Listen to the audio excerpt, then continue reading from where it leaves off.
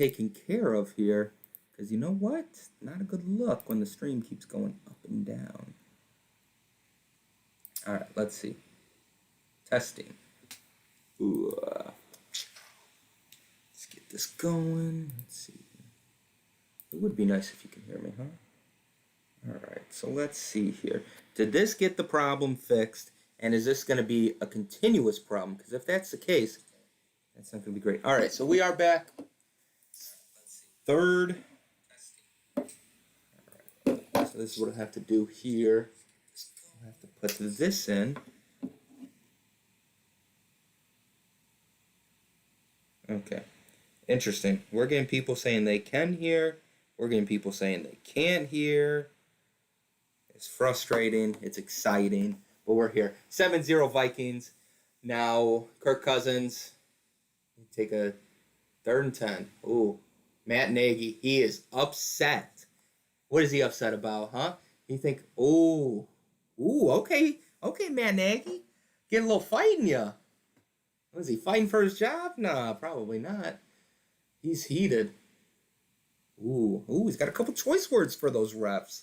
Hey, as a Bears fan, that's something you got to be pretty happy to see, you know? Okay. We can hear. Beautiful. Okay. All right. So I think what I did is I got that all good to go.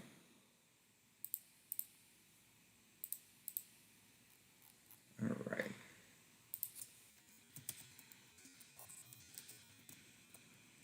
All right. So now what yeah. So man, too bad. That's too bad. I wish it wasn't on Eastern Standard Time here, because that does happen.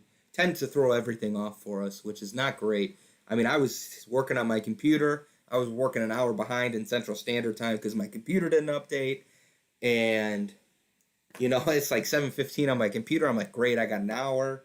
And I look up, and I'm like, oh, what? And the other clock's at 8:15.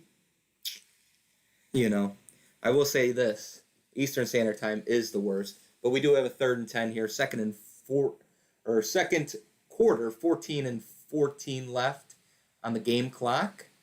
Kirk Cousins takes the shotgun. Ooh. Just gets demolished, sacked by 2 Bears, it looks like, potentially. Yeah, it's a couple of Bears there. Something you don't want to see happen if you're a Vikings and a Kirk Cousins fan. But also, a lot of other people have been saying that, you know, Kirk Cousins, he doesn't show up to these primetime games. And is that something that we are going to see a little bit? That's the only thing that's going to hinder our Justin Jefferson 3 touchdowns. But they are poised. You know, they'll kick a field goal here, but they are poised to really dominate. But we are going to need the Bears to give it to a heavy dose of David Montgomery if we're going to make anything out of anything. Okay. And we are 2nd quarter here, so let's take a look.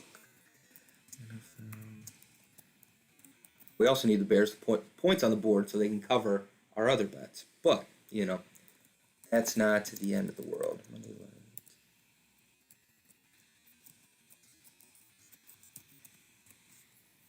Okay.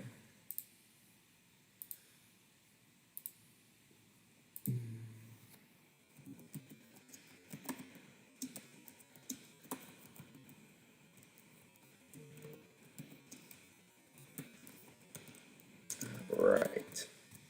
And guys, I don't know if you heard, but I am without Nicholas today. He is recovering from the flu, and it turns out he's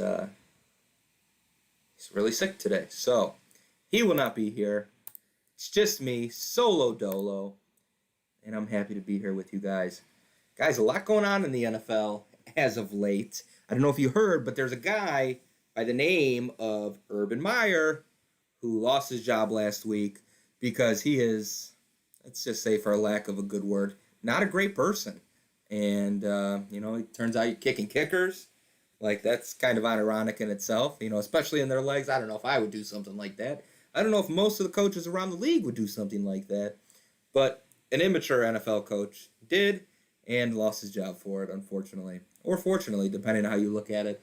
I'm sure Jacksonville Jaguars fans are pretty pumped about it. As we have the kickoff there, looks like they'll just take it out of the end zone here. Okay. Ooh, nice little gain there. All right.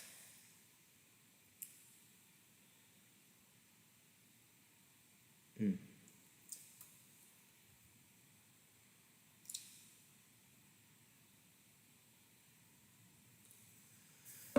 All right, guys, Chicago Bears. What do we think of them? What do we think of them? What does the Chicago Bears need to change about the way they go about their business? You know, and that could be from the top down. I actually think the Bears' problems are, the fault of, the front office to a certain extent. But if I'm being honest, and Bears fans, you can thank me for this later because I think once you do wrap your head around this and once you get this changed, it could lead to some success with your football team. But I feel like Bears fans are too hard on their own team. It takes the joy out of being a Packers fan because it's like we can't even talk crap to them anymore because they are just doing it to themselves. So it's not even fun. But also what they're doing is they're like tearing down their guys, on the field that, maybe they don't make a good play. Instead, what they should be doing is building those players up, saying like, oh, you get them next time, that positive reinforcement type thing. And I think if Bears fans did that, you would start to see, and it takes time, but you would start to see a change in the behavior of the players. They would start playing better. It'd be amazing. But they do need to change some of that front office stuff too as well, I believe. Oh, Justin Fields, big pass. Is that to Mooney? It looks like it.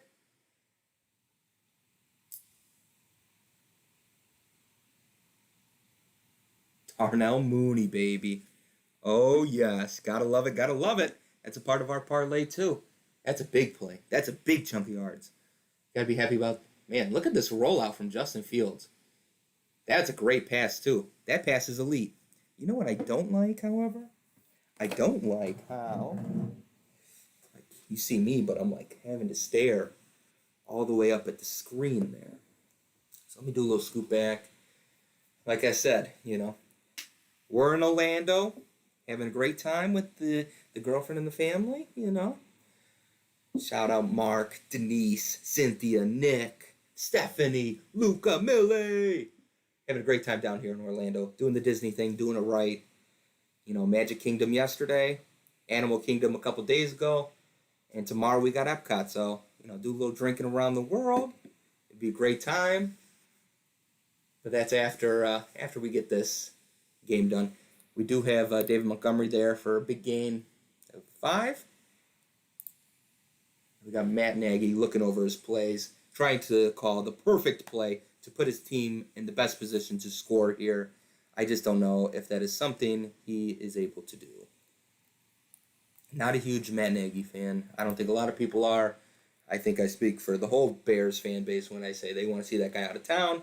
They don't want to see him ruin Justin Fields and what he's got going on. All right. Beautiful. That's the one. All right. Third. Oh, you know what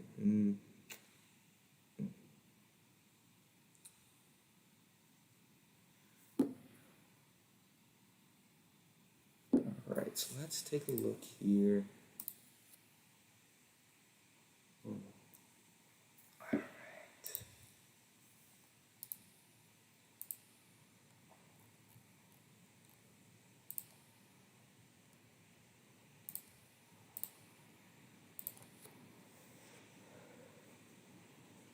All right, who are we looking to go to? Okay, I think that's Mooney again. I think that's Mooney. We might get this Mooney bet knocked out right away. Or Mooney side of things. Yeah, 2 for 33 yards. Hey, let's go. Now, guys, if we really want to be set up for success, and it's the Bears, so, I don't get my hopes up around them whatsoever unless, it's the Packers playing them. Then I do get my hopes up because I know that's probably like an easy win. But, if they could do the right thing by me and give it to David Montgomery so he could score and we can get up on these bets early, man, that'd be big. That's what we need. Oh, okay, a little end around here. Ooh, nice little gain of 4 or 5. Yeah, so yeah, is that we got is that Mooney there for 3 yards? I will say, watching the Bears play the Packers, what was that, last week they played them? Man, you guys have a guy. You guys have a guy in Jakeem Grant. He had a couple big returns against the Packers. I think he housed one. And just something you don't like to see as a Packers fan when you're playing the Bears. But, yeah, that guy kind of gave me reminiscent of the Devin Hester days when you had to battle him. Ooh, what do we got here? A little hold, maybe, looks like. Man, I feel like I'm like breaking my neck trying to watch this game.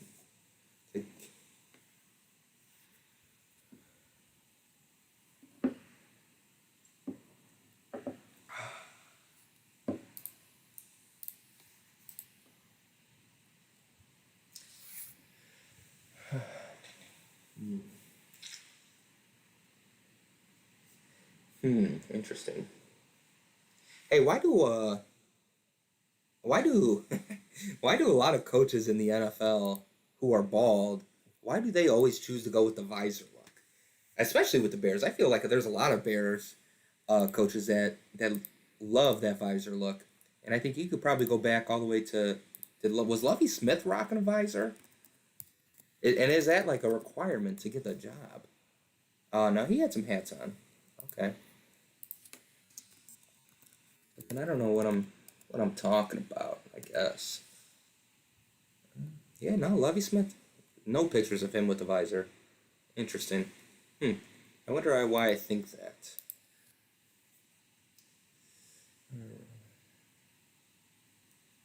Okay, so they're challenging the ruling on the field. Head-to-head or contact. So, all right.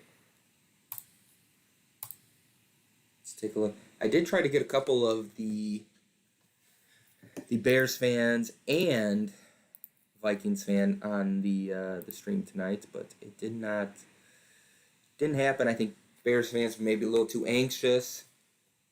Or how is that not a flag? A lot of people upset. Did Nagy just turn the Bears season around? Maybe. Big Cat says. Big Cat's wondering that on the Twitter sphere. Let's take a look.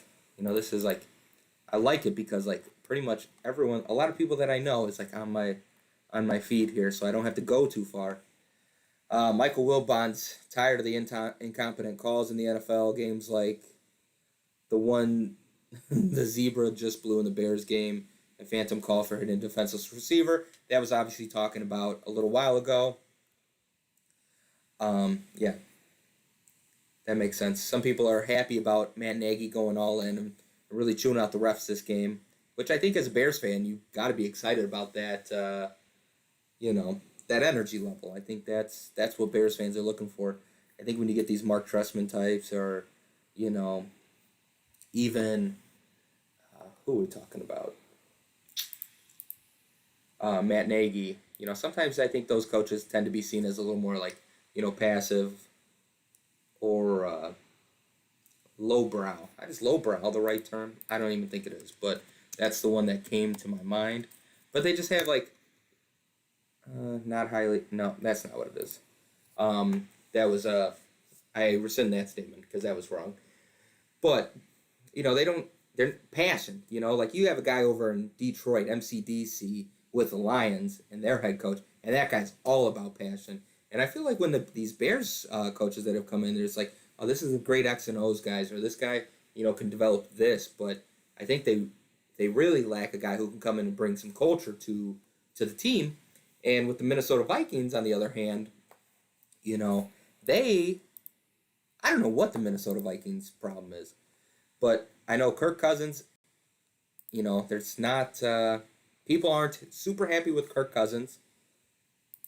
And, is he the problem? You have a great running back in Dalvin Cook. So, and you have like a couple of great wide receivers. Now you do have, a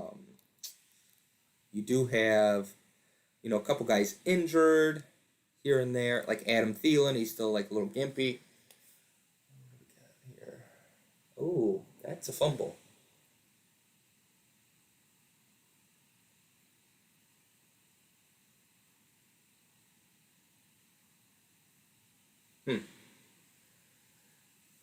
Oh, wow. Interesting. So that's a turnover there. Good play on Trent. Is that Trent Richardson? No. Yeah, maybe, right? No, Sheldon Richardson. Hey, good heads up play on him to go over to their coach and be like, "Hey, this is uh this is a play that we're going to need to challenge." Beautiful.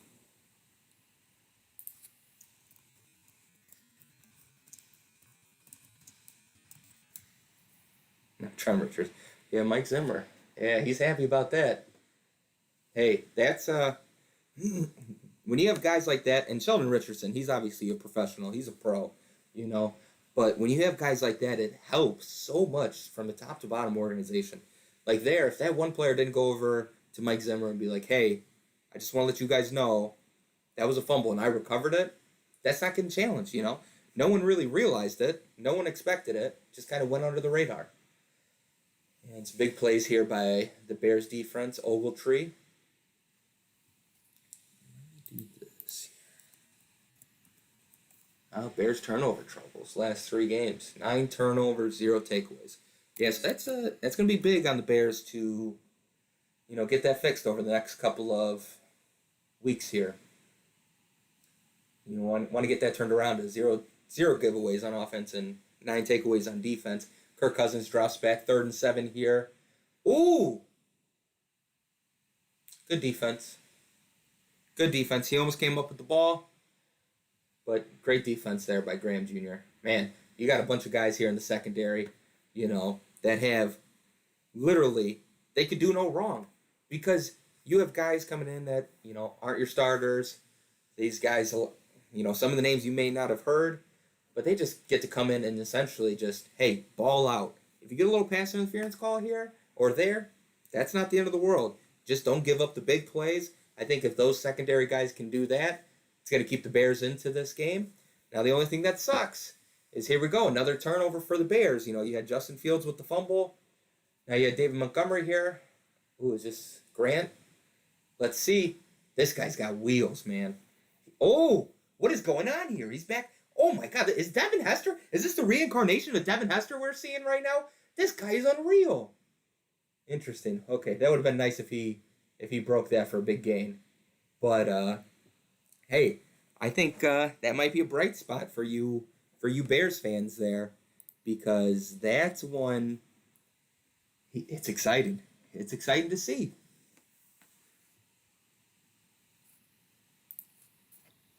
All right, let's take a look here.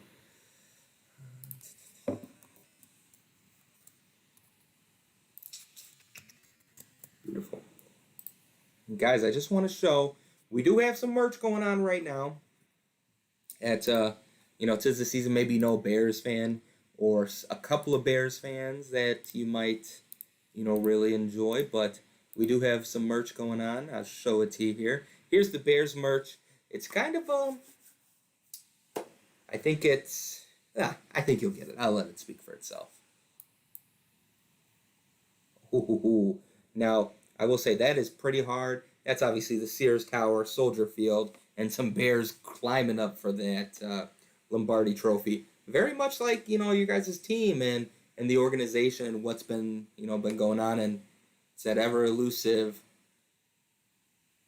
Lombardi Trophy that Chicago has been earning and burning for it to get back. We will see. Now we'll go over to the Vikings merch here. Got a little skull. Got the shield, the Viking shield. Got skull. Big saying there. Hey. Also, feel free to use the code MEF10 for 10% off at checkout. Appreciate you guys. All right. We're back here. Got a little bit of commercial break. All right. Now let me see some things here. I'm going to get a couple more things just kind of optimized from a streaming perspective. Now that we got the audio bug figured out. Yeah, that what an ordeal that audio bug was, right, guys? I got some people saying we can hear you, and I got other people saying no, we can't hear you. I'm like, what is going on? But I think we just got people that can hear us now, which is good.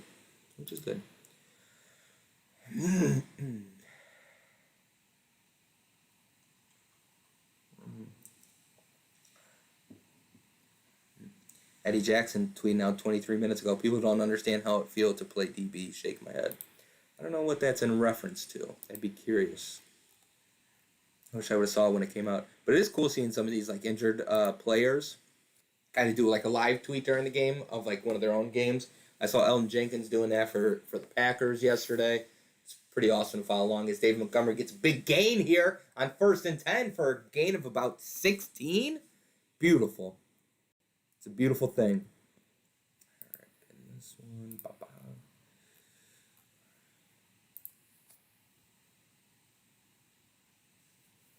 Man, the Bears do have a good running offense. And I think you meld that with Justin Fields, he is going to be a guy. He is going to be a guy. Ooh. You know, it was interesting. I always thought at the beginning of the year, like, hey, let's get a heavy dose of David Montgomery going and then build Justin Fields off of that. And it just never seemed, I know he had some injuries, I believe, here and there, but it just never seemed like it really got going.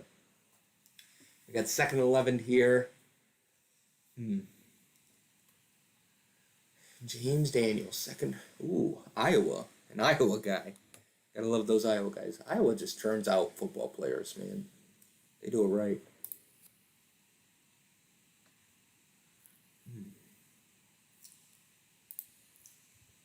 I got a little tickle in my nose. I got to sneeze. Alright.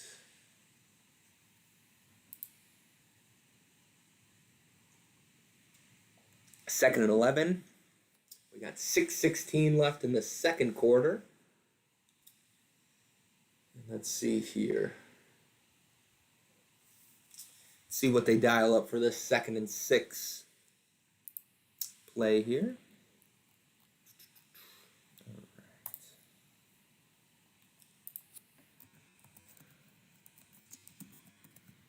Then after this, or 2nd and 11, apologize.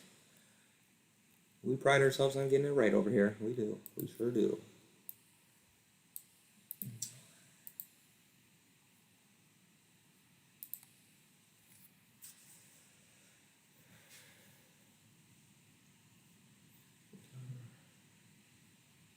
We got Justin Fields dropping back.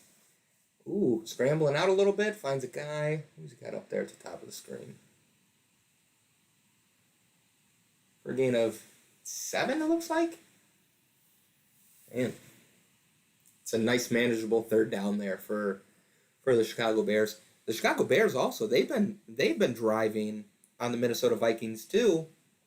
They've just unfortunately have had two turnovers and have stopped both of their drives, but it's not been because they haven't been able to move the ball, which is why I do think this game is going to be relatively high scoring when it's all said and done.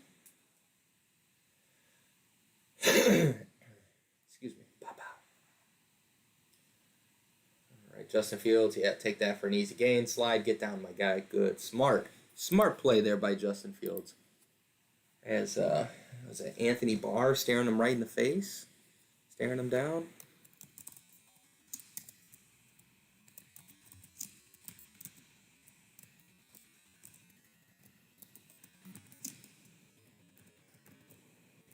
I wonder if Peyton and Eli are streaming tonight. Does anyone know?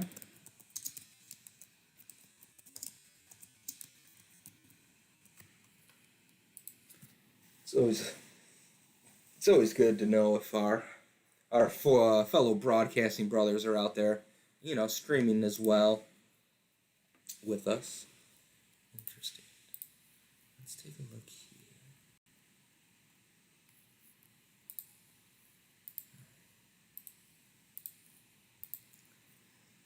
here. Okay.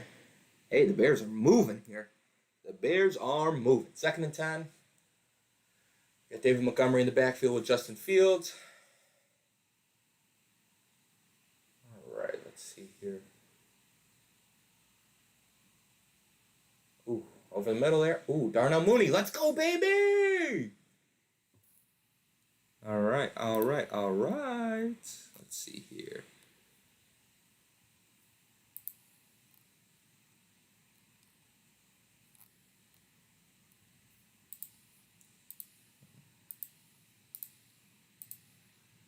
Now let's take a look.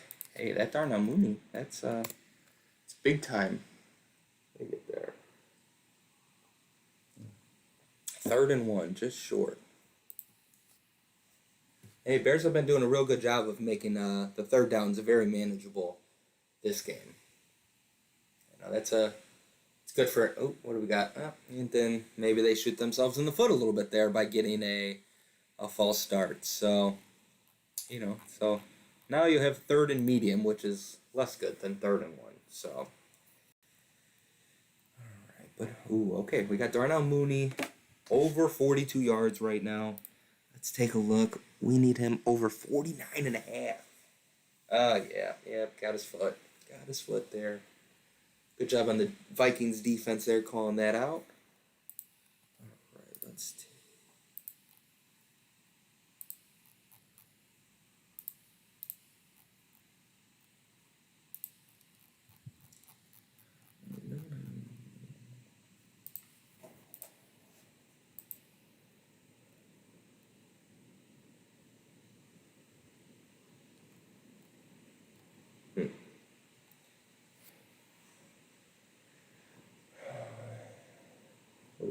Okay. What do we have there? I missed it. I was looking at something else and I missed it. See, that's the problem. Without Nick, because he usually catches the stuff that I miss.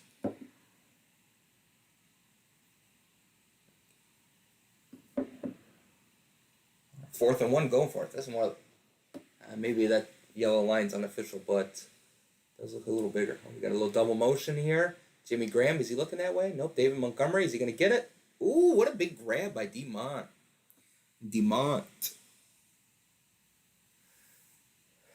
That's a big time play right there. Kind of gutsy throw because he waited a little bit.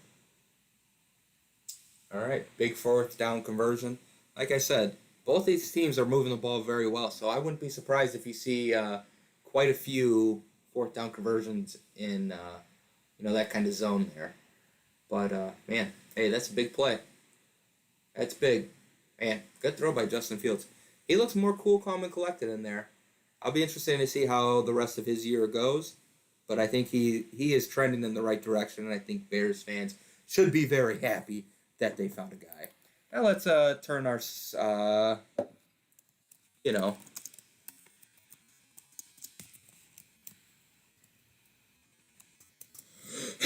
oh, excuse me, pardon me. All right. Now let's see what the Vikings got. Let's see what Vikings Twitter's talking about. I'm sure they're not super happy. Vikings. We got this for 2-minute warning.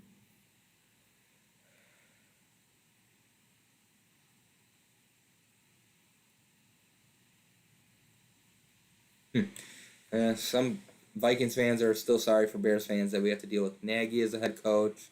Sincerely from a Vikings fan. Montgomery bobbled. That's incomplete, did he? Is Namsky, at Real Namsky, is he onto something? Interesting. Let's see. All right. I have been against 4th down. Vikings fans not happy about how they've been against 4th down over the years.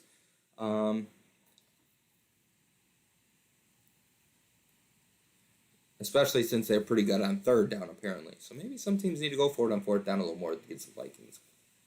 Bears, please score. The Vikings offense is being very unserious. Interesting. Nice. Let's see here.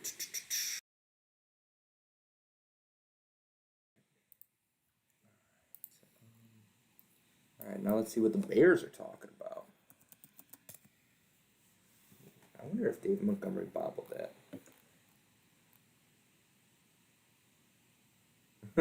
That 4th down pass was an awful call. Bears got lucky, but the call was terrible. Oh, man, Bears fans are never happy.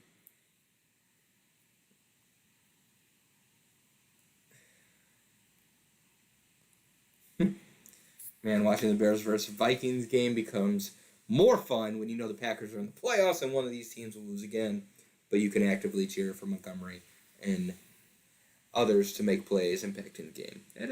That's not bad. Oh.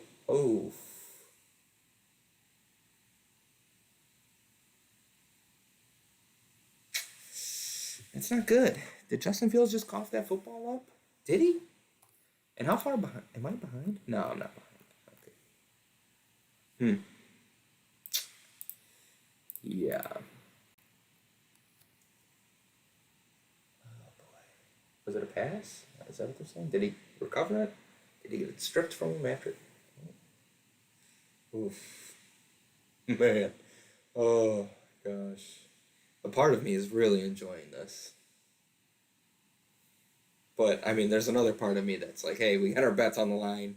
You know, we maybe made a mistake with that because why would you bet on anything that is the Bears? But we did it. We're here for it, and we got to kind of root for it. But it's all right.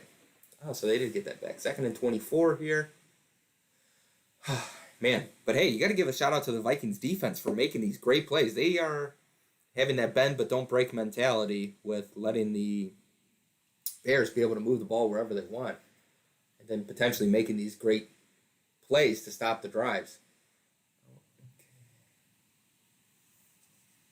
All right, so we got 3rd and 23 here. It looks like after that screen pass out to the left for a gain of maybe 1, and it looks like the Vikings here are taking their timeouts, hoping to get the ball back for a quick little 2-minute drill. I like that. They're looking to go up 17-0. Ooh, man, big hit. Okay. Oh no. Jakeem Grant. For the Bears fans, that's not good. Because he is an up and coming star on your special teams. Even when you get him into some quick motion stuff on offense too, that guy is electric. Ain't nothing around it. Ain't no way around it. He is electric. We seen it firsthand as Packers fans last week.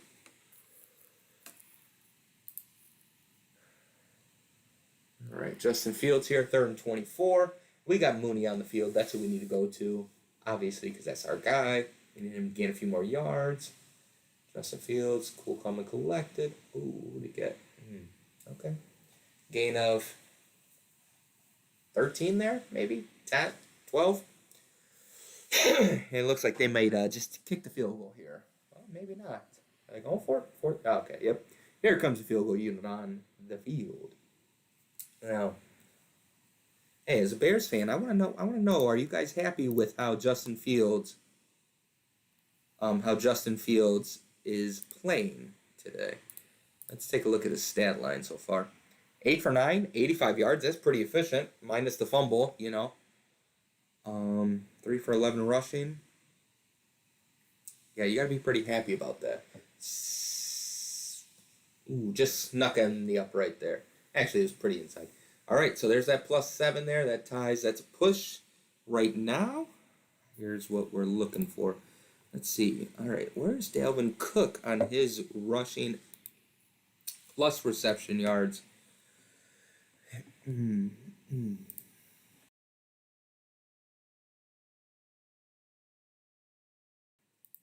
right. So Dalvin Cook only does have 2 yards receiving, which is not good, but he does have 44 yards rushing, which does help us for that little prop bet that we have going on there for Dalvin Cook's rush and reception yards. Justin Jefferson, however, is kind of getting lost in the mix here, so maybe we can see him on this 2-minute drill. Really get some attempts, get some calls his way, and we will see. Let's see here. Let me take a look at something. Cool. All right, so let's see here. The Bears are that bad. Now we're back in Bears Twitter. Well, that was one kind of the Bears to run a play that ended out of bounds and save some clock for the Vikings. And a lot of people coming for Matt Nagy, of course. Someone doesn't care about the results. The Bears helmets are fire. And they're all right. They're all right. That's funny.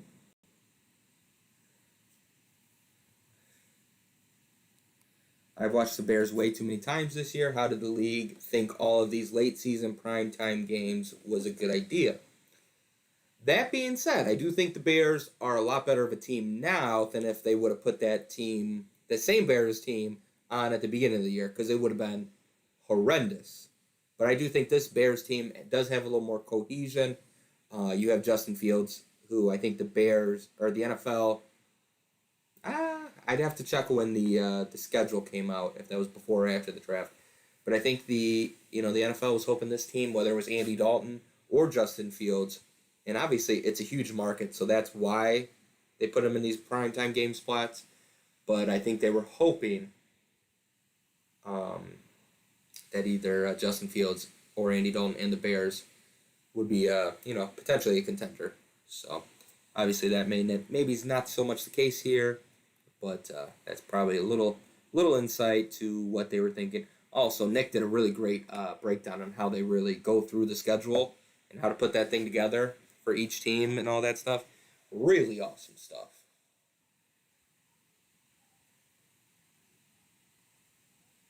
All right, let's see here. We got the kickoff here. We have minute 33 left. Let's see what we got. All right, Vikings taking it out of their own end zone. Ooh, okay, we got a little seam there. It's a pretty big return. That's what they needed. They needed that big return right off the rip. Fire Nagy at halftime. Man, Bears fans. Oh, what do we got? We got some, Illuminati's Pizza? Is that what they got? What are they? They have sausage, right? Yeah. I tell you what. That's disgusting. Why they would ever decide to get Lou's deep dish over Giordano's deep dish is besides me. But I do think that's Lou's that they're eating, which is a lesser deep dish. And is that Justin? No. All right. Who do we got there?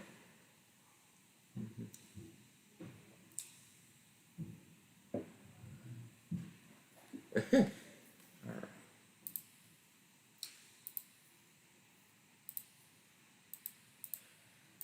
I want to know who's watching over on the good old Twitch there. If you're in the Twitch world, feel free to say hi. Ooh, Kirk Cousins fumble, but they get back on it. Ooh, good strip. Way to get around, number 94, Quinn.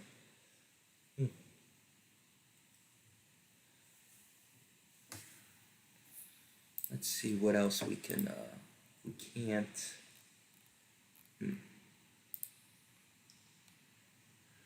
All right, so Kirk Cousins going deep to intercepted. What a foul!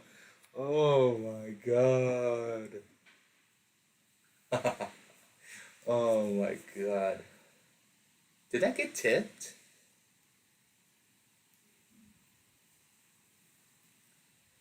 Where was he throwing this? Did his receiver stop? Let's take a look here. Second look. Oh, his receiver fell down. Oh, he might have got tripped up. But man, did it not seem like that pass was going to be anywhere close?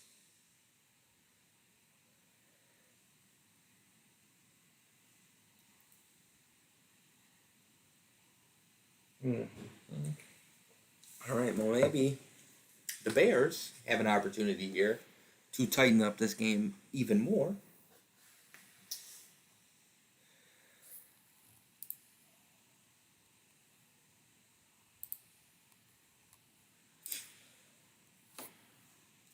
David Montgomery, nice little gain there of 6, 7. All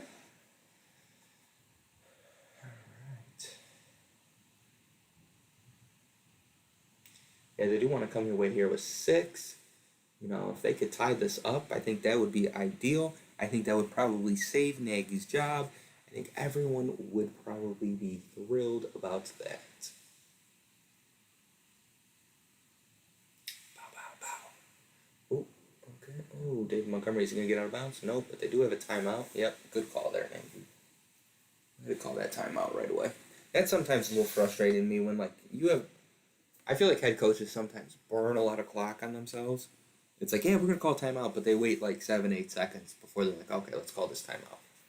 So it's good. Hey, if you're looking for a small positive to their Bears fans, that's a quick timeout by your head coach right there. It's something to be proud of, something to maybe extend him with, stuff like that. Not every head coach is quick with a nice timeout there if the guy doesn't get out of bounds. So, like I said, we're looking for the positives.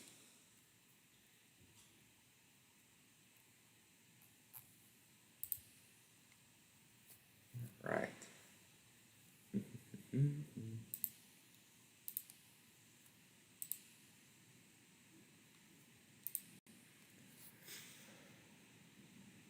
Oof. And he's gonna miss on that one.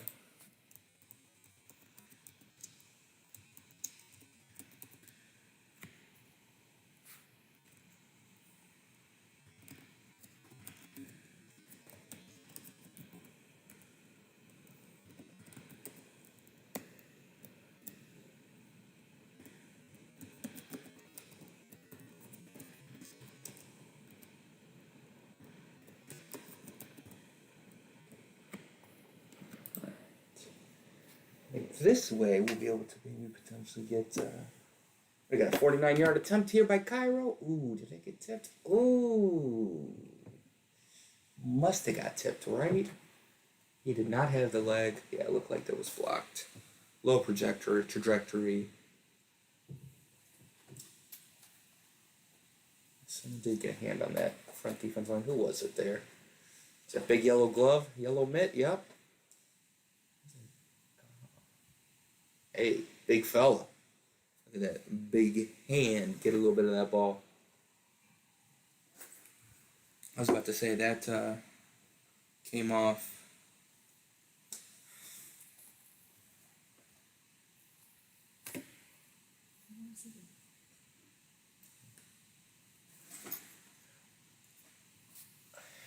Low.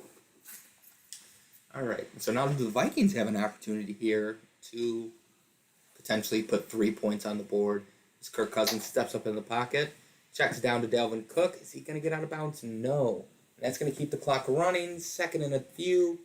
They got to get up, potentially spike this ball. Is the move that I would do. Yep, smart. It leaves you 11 seconds. That's another thing that I think quarterbacks miss sometimes on is, you get up there and you're like, okay, we'll try to call a play, and it's like, no, just get up there and spike that ball as quickly as possible. Because especially there, you want to just, stop that clock. Stop that clock. Stop that clock. Stop that clock. All right.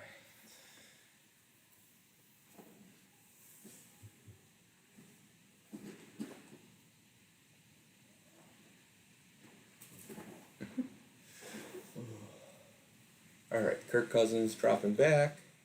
Ooh, airing it out there. Who does he got? Ooh, Justin Jefferson. He had him too. All right. Can only get one hand on it. Man. All right, so what do we do? What do you do here? 4th and 2? 5 seconds left. I think you just do the good old Hail Mary, full of grace. The Lord is with thee. Blessed the Vikings, who maybe will catch it. Hey.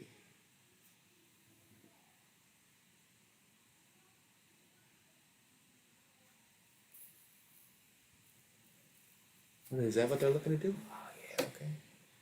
Let's see. A rollout. Is he going one-on-one? Throwing a 1-4 coverage? Oh, he just threw it out of bounds. Yeah, I guess that's smart for a 4th down play. Just get into halftime up 7. That's solid. Could you imagine if he just threw to that single wide receiver in quadruple coverage and he came down with it? Or flip side of that, he threw it to that receiver, and then he dropped it, which would not be as nice. But all right, what do we got? Let's take a look at some of the stats. Let's see how our bets are standing. Obviously, we know the spread bet +7. We're sitting okay there, not terrible. David Montgomery, however, we need to have him score a couple tutters. Unfortunately, I do think that's both his and Justin Fields' fault by turning the ball over so much that first half. Now, that being said, our guy, Darnell Mooney, is having a game. And I do need to shout out someone for that because without them, I don't know if I make this bet. And that is going to be, there's some notification things. Let's see here. Where is, yeah. That's at CS Nick G. Go follow him. He gave me that Darnell Mooney bet, which is looking really solid right now. And then if you're looking for the guy who gave me the David Montgomery bet, that's Elliot Mack, 6'9". He gave me a solid Bears bet. Both those guys, super big diehard Bears fans. Definitely check them out. They got good Bears takes. Good, bad, and ugly. You're going to want to hear from those guys. Now, that being said, I went to the Minnesota Vikings guy. And I was like, hey, what do you got for me? And he gave me the 3 Justin Jefferson's touchdowns, which I think, all of those bets are still in play. And that is that guy who gave me those bets at InternetDad22. Shout out. Thank you guys for helping throw together this fever dream parlay for Nicholas here. And hopefully it cashes for us. But if that doesn't happen, I think we are in good hands with the Dalvin Cook bet, maybe. He's only got 44 yards rushing. Did he get tackled for a big loss there? Because I could have sworn that's what he had. So he's at a total of 46. Which, oof. Man, did Vegas know, or did these line makers know something that I didn't? Probably. They usually do, right? Because it is, sometimes it's wild that you see these lines come in and they just are so right on the money. But, guys, let's take a look around the NFL this past week. Let's talk about it. What was your favorite storylines to come out of the NFL this past week? Maybe it's from a game. Obviously, we had the Raiders and Browns got moved to today. The Raiders bested the Browns 16-14 as they got the W there. Chiefs ended up playing the Chargers. That was Thursday. That was a great game if you did not catch it. A lot of action in that one. And then, guys, potential MVP, Jonathan Taylor, just going off against the Patriots and Macaroni Jones. Macaroni Jones didn't look so macaroni in that game, I will say. 17 points coming to the fourth quarter there. And then the Bills get it done, get back to their winning ways against the Panthers, taking it to them 31-14 there. Gotta love that. I know my fellow Bills fans. Shout out Blake Sam. Mr. Yo, love that. Love to see the Bills winning. And then, guys, the storyline that I think was probably one of the best that came out of yesterday was the Detroit Lions taking it to the Arizona Cardinals 30-12. I don't even know. Like I said, I've been in Disney, so I haven't been able to watch a ton of football. But this is a storyline that I did check in on because as it was happening, I saw it. I saw them up 17-0, and I said, what is going on here? And from what I've heard, the Lions just played the best ball that they could play. They did everything they needed to do, and that happened to be the difference there. MCDC very happy. I saw him talking to his guys after the game, super pumped up. Type of guy that even when you are having a tough season, going 2-11 and 1 is probably the guy that you want to lead you out of that. So maybe the Detroit Lions are turning around their season. We'll see. And then obviously the Jets and the Dolphins. Dolphins won 31-24 against a struggling Jets team. But the Dolphins are 7-7, sitting at 500. the Dolphins are an interesting team because if you ask me, I would have thought they would have been around that 3-11 mark like the Jets. But they are just sneakily finding ways to get wins here and there and probably aren't getting talked about a ton. And I actually wonder, I'll have to take a look at the playoff picture here, but are they maybe potentially in there for a wild card slot? And I would say probably, just off the top of my head, I'd probably say they are. Cowboys beat the Giants yesterday. I know Giants fans salty about that, but America's team finds a way to get it done. Not a high-scoring one, though. Steelers. Ooh. Steelers got a fourth down stop to seal the victory against the Titans, 19-13. Texans played the Jaguars, the struggling Jaguars, the new reinvigorated Jaguars, though, because now that they don't have, the worst distraction a team could ever have, where your coach is calling out other coaches saying, hey, what's your resume, huh? What's your resume? Have you won ever? Have you won? Because if you haven't won, we need you to get out of here. Because we aren't winning right now, and I don't know what to do about the losses. Because I'm a man. I'm more of a god actually. If you go to Ohio State or Florida or any of these other programs that I won a lot at, and then now I'm here in Jacksonville trying to turn this program around, but no one will listen to me. And why won't they listen to me? And that's what Urban Meyer says. And he says, I struggle with losing. I don't know how to lose. It's the worst thing in the world. I can't lose. I'm a winner. Well, Urban, apparently when you lose, you just self-destruct and you just tear everything down around you, because that appears to be what you have done with the Jacksonville Jaguars. And Shad Khan, that's it seems like he kind of got sold by a snake oil salesman by Urban Meyer. It seems like you were a fan of his in his college days. He kind of got your ear a little bit.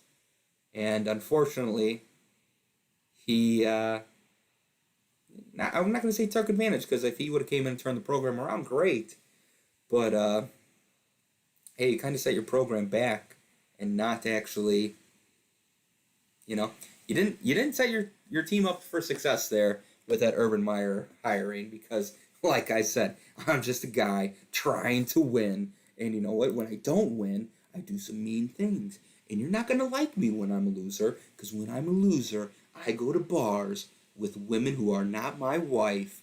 And you know what? If that's not good enough for you, a couple months earlier, I kicked a kicker and told him to make more kicks. And I didn't even acknowledge him by his name. Just called him kicker, called him by his position. Because you know what? I know what winning is. And winning isn't giving people respect or, talking to them, by their name. It's, being better than them. And if you show them that you're better than them, then they'll know. They'll know that guy knows how to win. But I digress. Urban Meyer, he's out of the NFL. Thank good riddance. Bengals Broncos was a snooze fest, 15-10. Okay. Hey, 49ers looking good. 31-13. 49ers getting rushing TDs from 3 different players in the win over the Falcons. That's a pretty big storyline. And then we got the Packers versus the Ravens. Hey, this game was a pretty fun one. I did catch most of it, actually, despite, being in the Magic Kingdom. But hey, how about how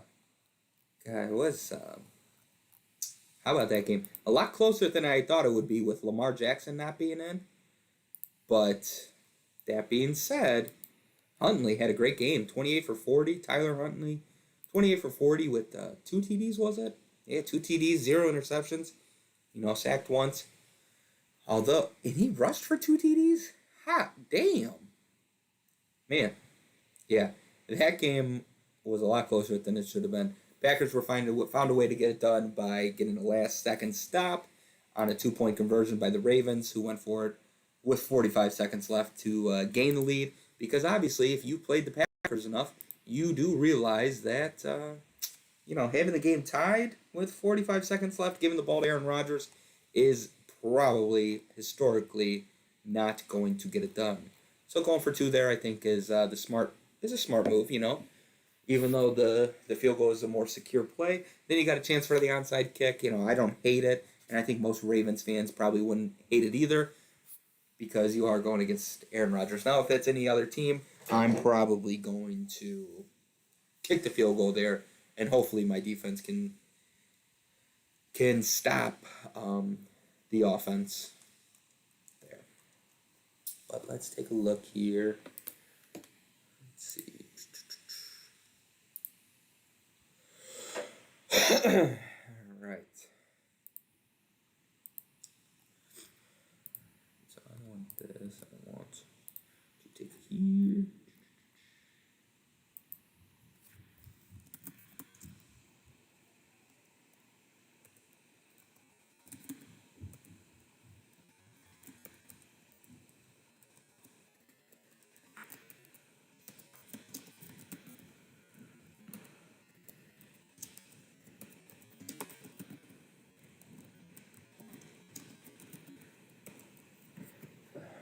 Alright.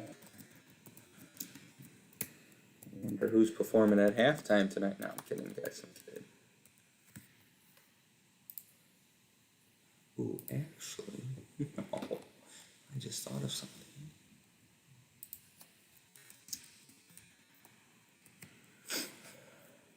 Let's see here. I wonder if there's anything else. I want to hear what everyone else thought their favorite storyline from around the league was this year or this week. This week. Not this year. This year.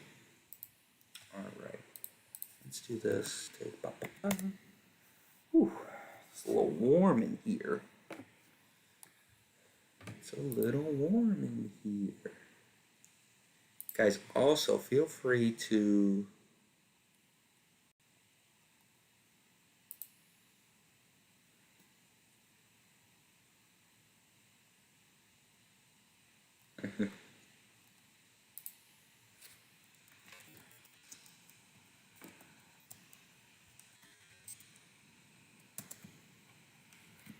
Did this lit? Oh, no. Okay, we're good. Right?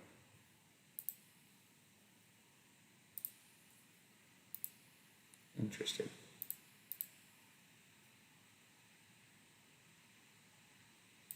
I think.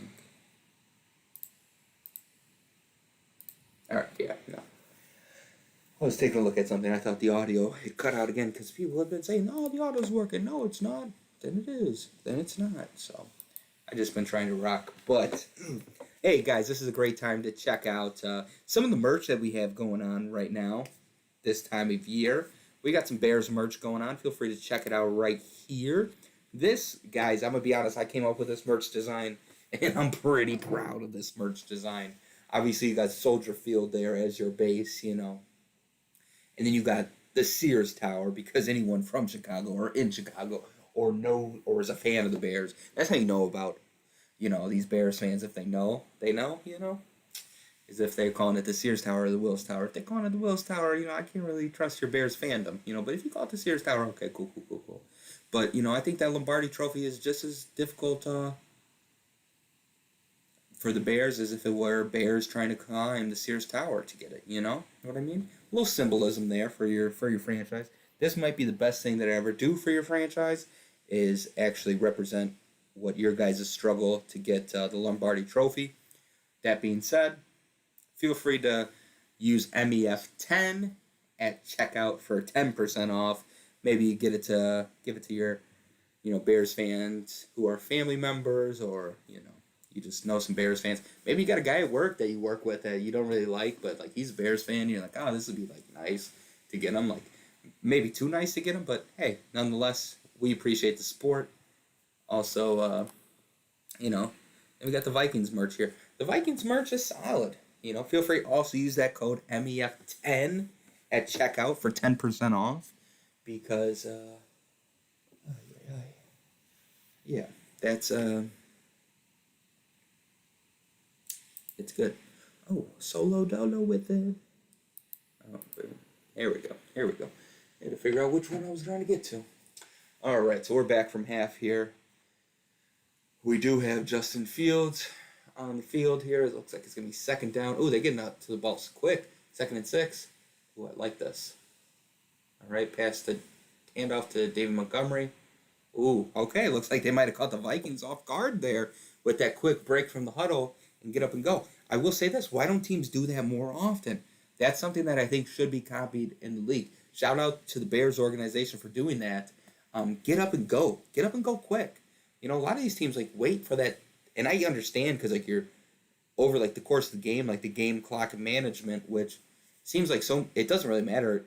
I feel like game clock management doesn't matter to like the last 3 minutes unless you're really down by a lot. Then it matters a little more. But like, why let that play clock just run all the way down like that? You know, when you have an opportunity to go and catch those guys offset. You know, not let them sit in there get a read of okay they're set up like this. Boom, boom, boom. And you get up and go. Get up and go. Hey, shout out to the Bears. All right, we got second down here. Let's see here.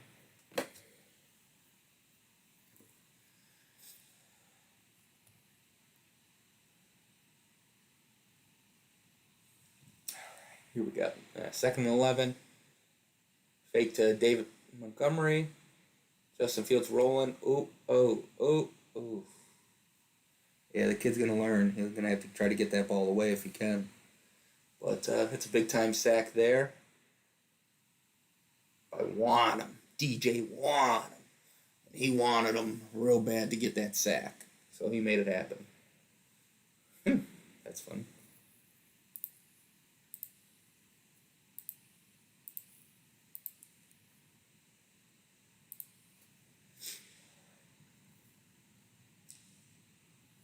All right. Bears offense is 44 sacks allowed, 30 most in the NFL. What? That didn't make sense. It said 43 sacks allowed, which was the most in the NFL. Oh, they had the most sacks. That makes more sense. All right, Cole Kmet for a nice little gain of maybe 11 or 12, which will force the Chicago Bears to punt. So not the best opening drive there for the Bears. Had some promising things, but then ultimately stalled out. Really, really needed that drive there. It would be awesome to open up the drive with a very dominant touchdown. You know, that first 3 minutes coming out of the half, I don't care what sport it is, whether it's football, basketball, soccer. I mean, I guess you could throw hockey in there with intermissions, but like that first 3 minutes coming out of the half, that's like where you can really set the tone. If you win that first 3 minutes, you are going to set yourself and your team up for a lot of success coming that second half. So hopefully you can see that with the Bears here on defense, maybe they get a few stops, but if they don't, you know, we'll see. We'll see. But the Minnesota Vikings have been able to move the ball pretty well. Pretty well. All right, let's see here.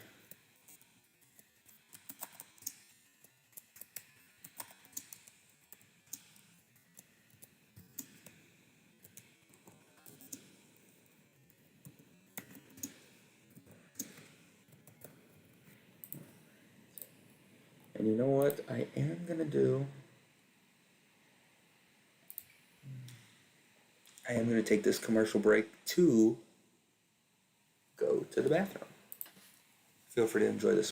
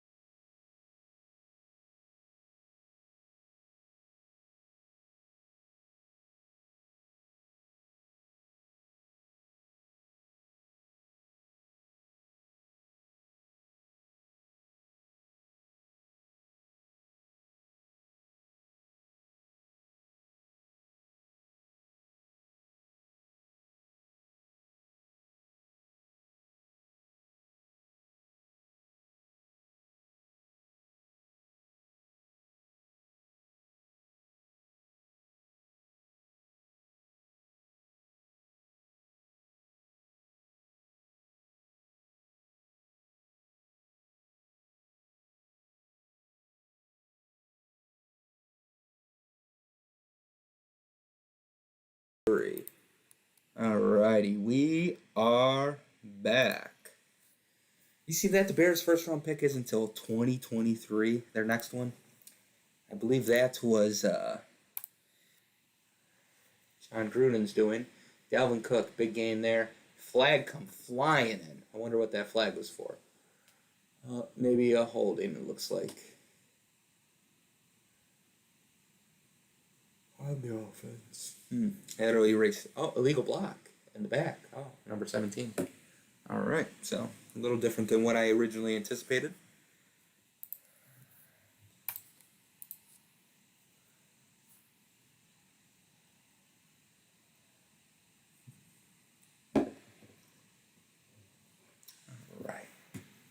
We do have 1st and 18 here.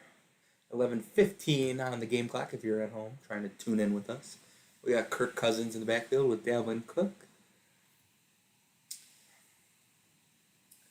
All right. Dalvin Cook gets that handoff. It looks like Akeem Hicks. The big tackle. Ooh, he's letting him know. He's letting him know. So, yeah, buddy, you ain't going nowhere. You ain't going nowhere. He's excited. He's pumped. And he was, I think he was one of the intricate guys around Club Dub a couple years back. With, you just don't see that much in that Bears team anymore because they don't win all too often. But that being said, we're playing pretty well tonight, minus the couple turnovers they've had on offense. Holding the Vikings to 10 points, keeping your offense in it. Now you just need your offense to not turn the ball over. But if the Bears could get a turnover here, that would be huge. And looks like what do they got here? Man, these guys coming in and playing secondary for the Chicago Bears, they got to be thrilled. They got to be jazzed. You're coming in, you're playing pretty solid ball, holding the team till 10. Luckily, you got Kirk Cousins, who doesn't play well in these types of games. So you got to be feeling good. Look at that. Secondary is feeling themselves.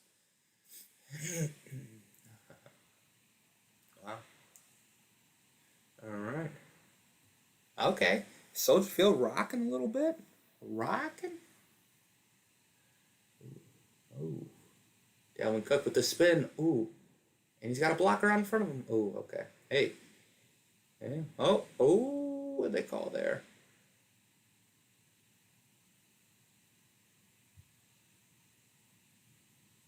Yeah, what did they say happened here? He's pleading his case, which I don't know if he's gonna get any leeway. But what did I don't know what they could have called there.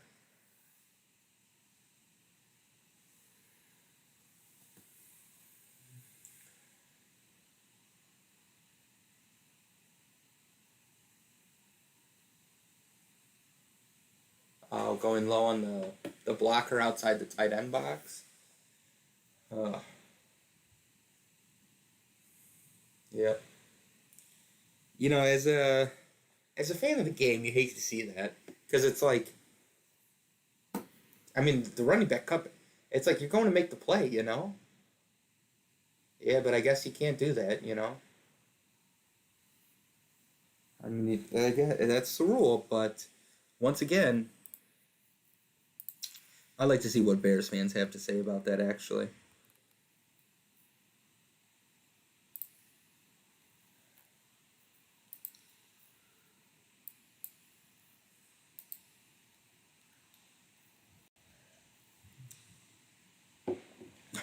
Someone forgot that you also have to beat the refs when you're the Bears.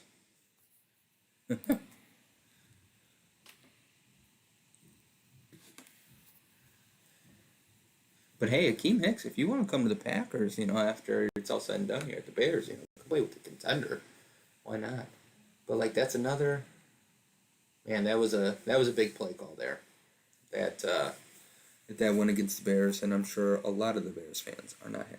These refs are a joke. Of course they are.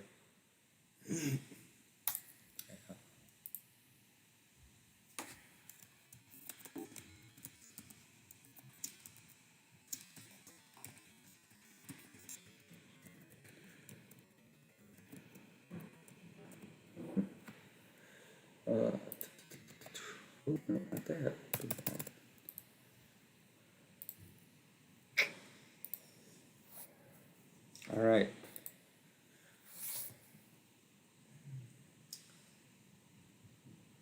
Okay. Stopping the run has been a little problematic this second half. Haven't really been able to do it too much here, but let's take a look. Let's take a look here.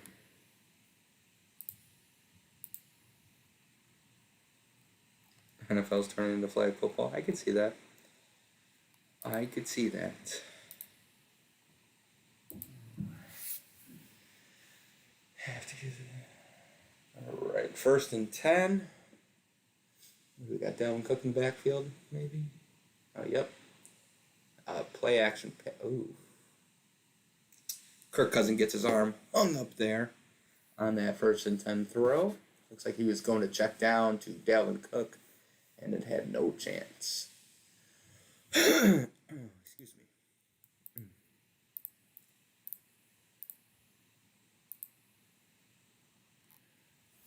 Yeah, that call I feel for the Bears fans there, because I mean, he's spreading back and forth. I guess you just want to hold one lineman out to one side and just leave him there, and then hopefully the play turns back around, and you just have that one lead blocker that these defensive players can't, you know, dive through. I mean, I get you don't want to see knee and ankle injuries, but come on, it's got to be something, right? You got to do something. Got to get it fixed somehow. But 3rd and 3 here. And Bears are battling through their injuries and stuff, but their secondary has played well tonight. You know, it hasn't been on these inexperienced secondary players because they have come to play. 3rd and 3. Oh, ooh, okay, good stop there by the Bears. No flags come in, so that's good. I think Bears fans excited about that. That is usually where you would see Bears penalty is right there. So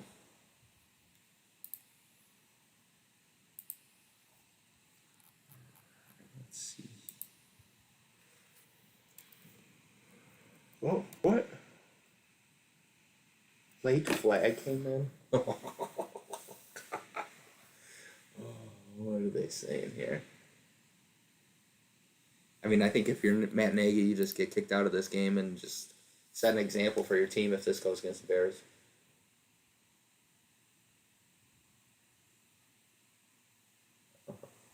After the play was over, personal foul, unnecessary roughness on the defense. Number 99, what? Let's take a look.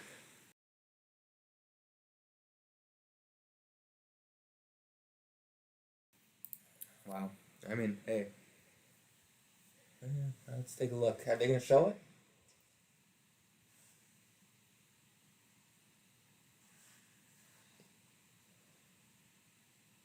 Yeah, of course no one's mailing it in, but man, I didn't even see the play.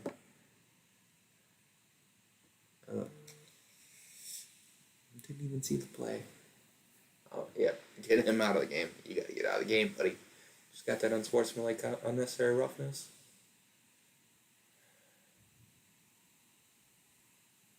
Dalvin Cook, though, rumbling, stumbling, bumbling. Let's take a look at where his yardage is at for the day.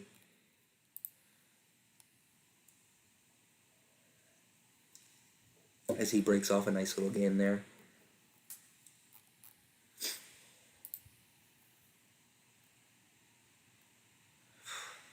Yeah, Kirk Cousins is only throwing 67 yards, which is like, you think with the secondary you would exploit them a little more than what you've been doing.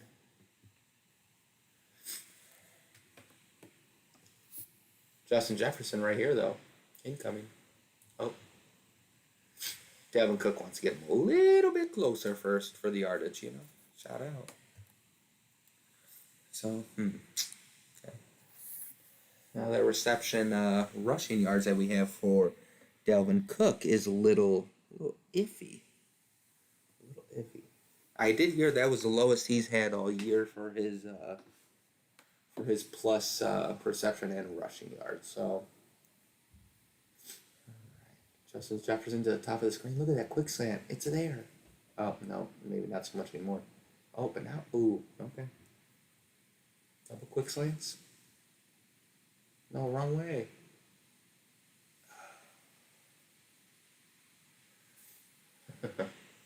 All right, Vikings score there. Wide open. Wide open touchdown. Smith Marset. All right, so that doesn't help us. Not ideal. Not ideal. But, Bears fans just shooting themselves in the foot. Not really, but like the refs making it very difficult on the Bears to win this game.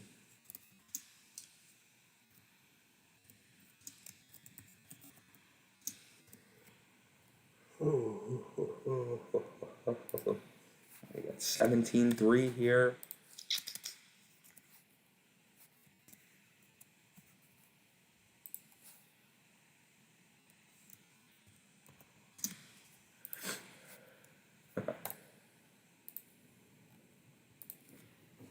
Yes.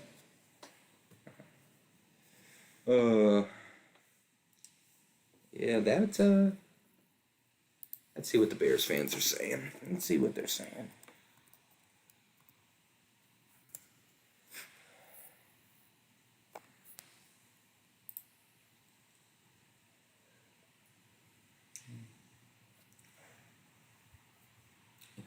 Can't blame the Bears for leaving that guy wide open. Who is that? What are you talking about, bruv?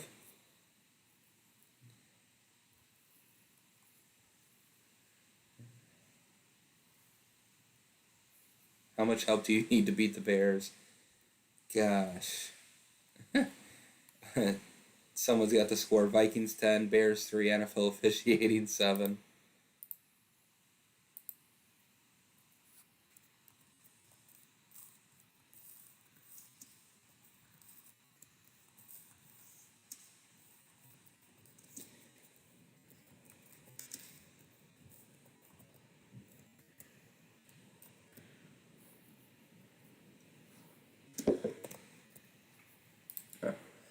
Alright, let's see here. Forfeit the season. Bears beating themselves.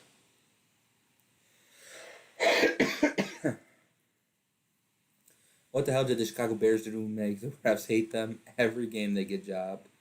Jobbed, what does that mean? The Bears should follow the rules if they want to win. Oh my god.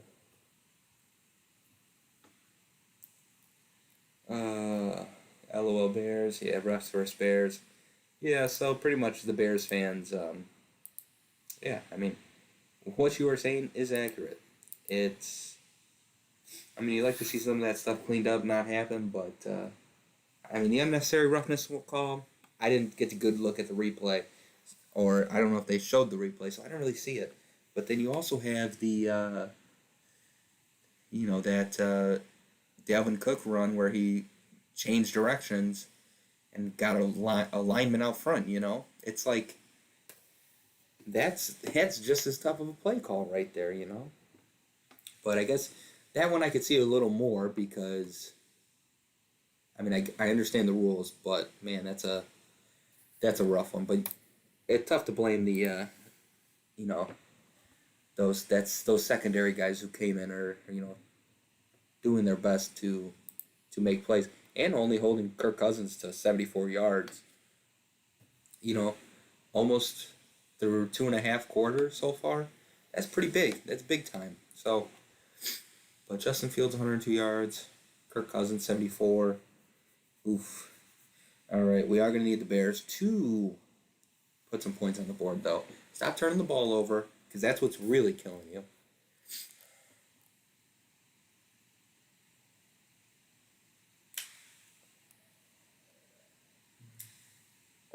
Yeah, because yeah, it is what's really killing them. They've got some good drives, but haven't been able to really turn it on just quite yet.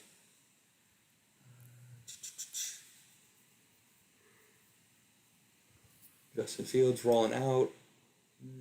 Oh, yeah, get it away, Burrow. As Justin Fields gets shoved out of bounds after throwing that ball away. Oh, okay, we got a little jousting going on. Okay, Jamin. Oh, okay, now we got a little roughhousing going on. Okay. Oh, okay. Flag was thrown. Maybe hopefully just to calm it down. Ooh. Now you got other Bears offensive linemen going after their own guy because they're tired of it. They're tired of it. And to be honest, I don't blame them because getting a stupid penalty there is just stupid.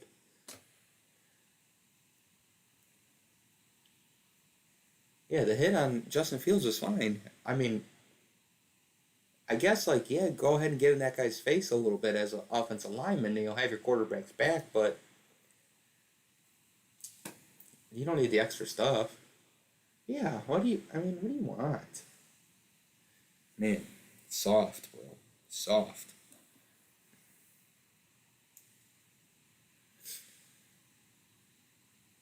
Yeah, at least he kept his hand open. Look at Bird jump on the back of that dude's back and just go for a ride.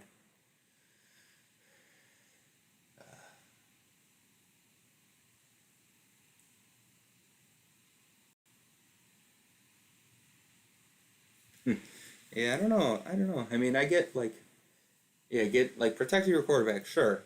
Legal play though. So maybe get into him a little bit. Maybe you don't get in that, start throwing your. I don't know. I don't think it does. It sends the message you're looking for when you get a penalty defending your quarterback who is throwing the ball away to not lose yards there. I don't know. Just me. Hand it to David Montgomery. They'll let him run a dynamic 2 yard gain.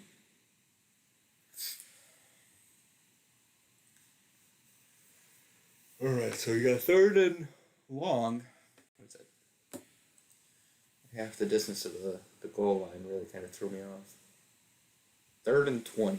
Yeah, see, I talked about it earlier. The Bears are doing a great job of doing third and manageables. 3rd and 1, 3rd and 4, 3rd and 3. Now it just seems like ever since I made that statement, they are going the complete opposite direction, and they've only had 3rd and long since. As Justin Fields takes a snap, 3rd and 20. And Cole Kmet, he checks down 2 for a gain of 11. And at some point, you're going to actually have to throw past the sticks to try and get a first down and not just check the ball down. But, I guess you'll just kick the ball away, being down 17-3, and Matt Nagy's like giving him the talk. He's like, hey, I fuck with it, but we can't be getting penalties while trying to do that shit. Hopefully that's the message he's giving him. You would hope that's the message Matt Nagy is giving his player right there. Like, hey, like, yeah, I appreciate what you're doing for the team, but let's do a little less. We'll come out a little more on top in that situation. So Donald kicks it off. Ooh, damn, what a mighty kick. And that's going to be down at the 2.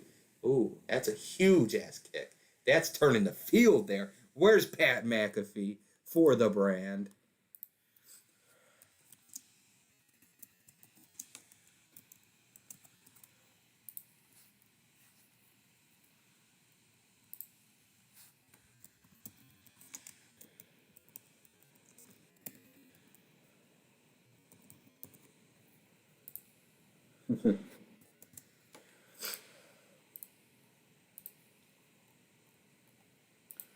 Watch.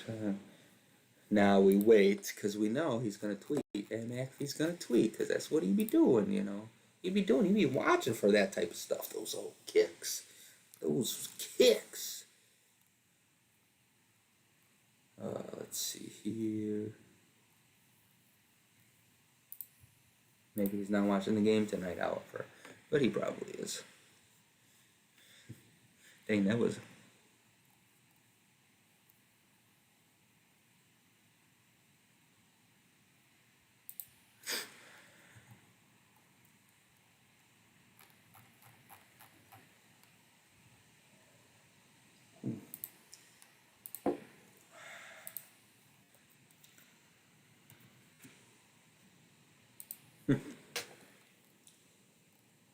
All right. Yep. Pat O'Donnell 16 for the brain. Absolutely smoked that ball to perfection. There it is. There it is. I was waiting for it. But there, it finally came. It finally came. Of course it did. Pat McAfee show. Pow pow.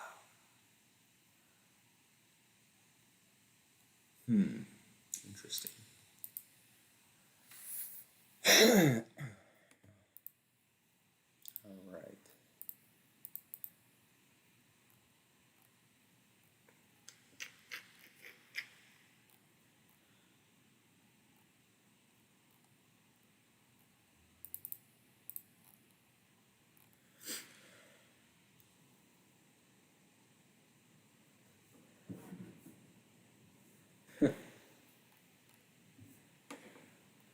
Hmm.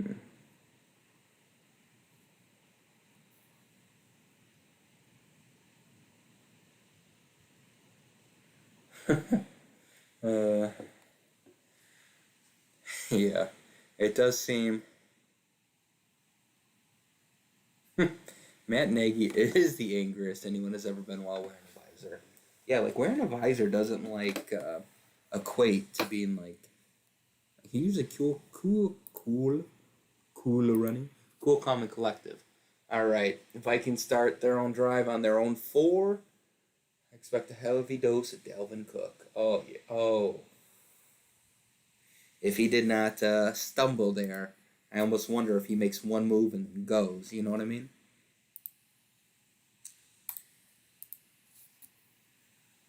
Let's see here.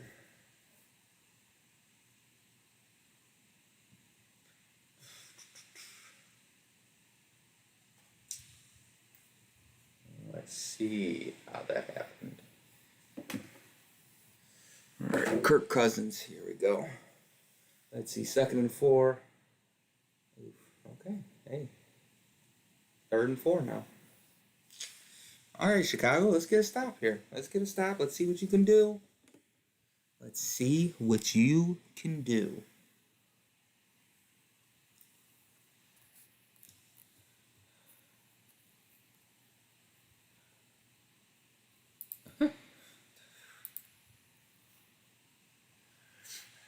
Third and 4. Looks like Soldier Field's getting a little rowdy.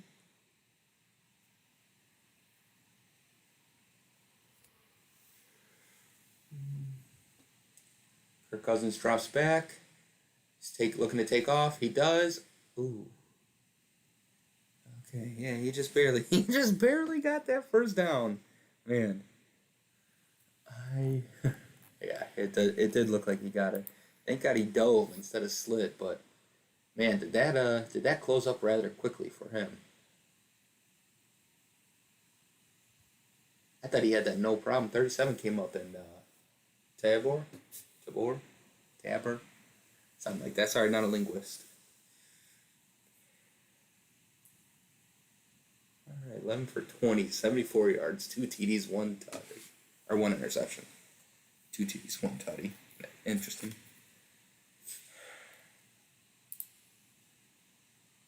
Well, what are we challenging here? What are we challenging here?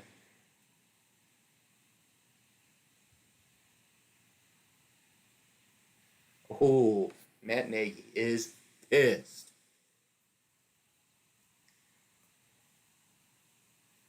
Oh, Matt Nagy has an unsportsmanlike? Oh, yeah. Oh, he might have a case here, though. Interesting. Okay, maybe Matt Nagy with spit, fire, and vinegar is like the coach that you want. Where has this Matt Nagy been all year? Bro, just coach pissed off. I think if you coach,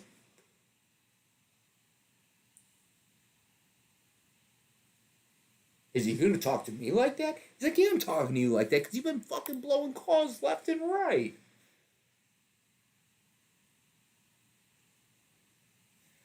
Interesting, Matt Nagy. Oh, okay.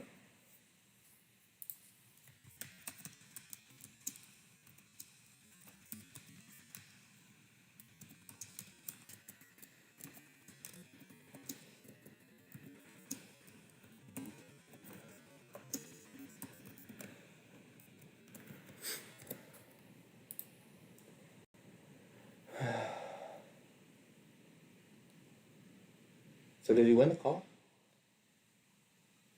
I imagine he. Did they just? Hmm. Oh, he did win it. Good for them. 4th and 1. Yeah, that's big time right there. That's exactly what the Bears needed. 100%. Matt Nagy is going to get extended after the season, probably. Oh, did they block it? Yes, they did. Yes, they did. And you get it on 31? Hey.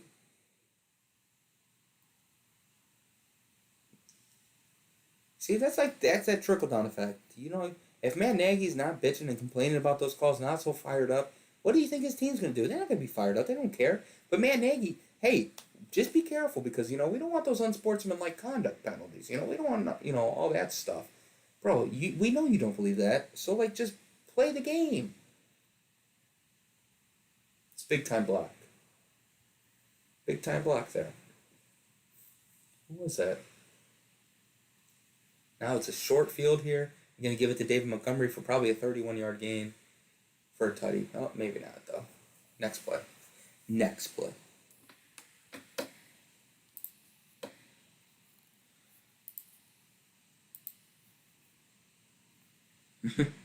Play the game.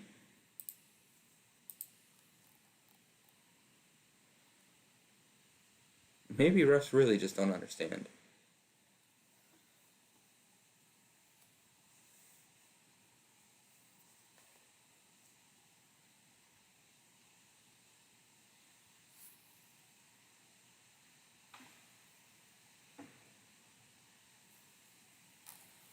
That is true. The Bears fans have not been good. And,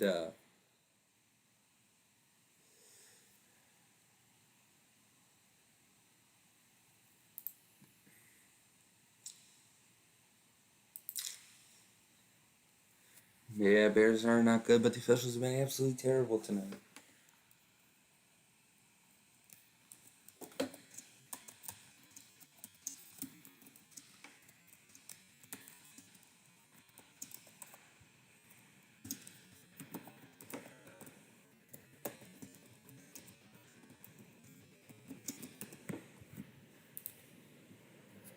Alright, let's see here. Oh, 4th and 1. Oh, he doesn't know where he's supposed to be. Oh, was that the play? Oh my god. Can't throw it away there. That is tragic. That may not be the situation. I mean, I understand why you want to get up and snap the ball quick. Oh, God.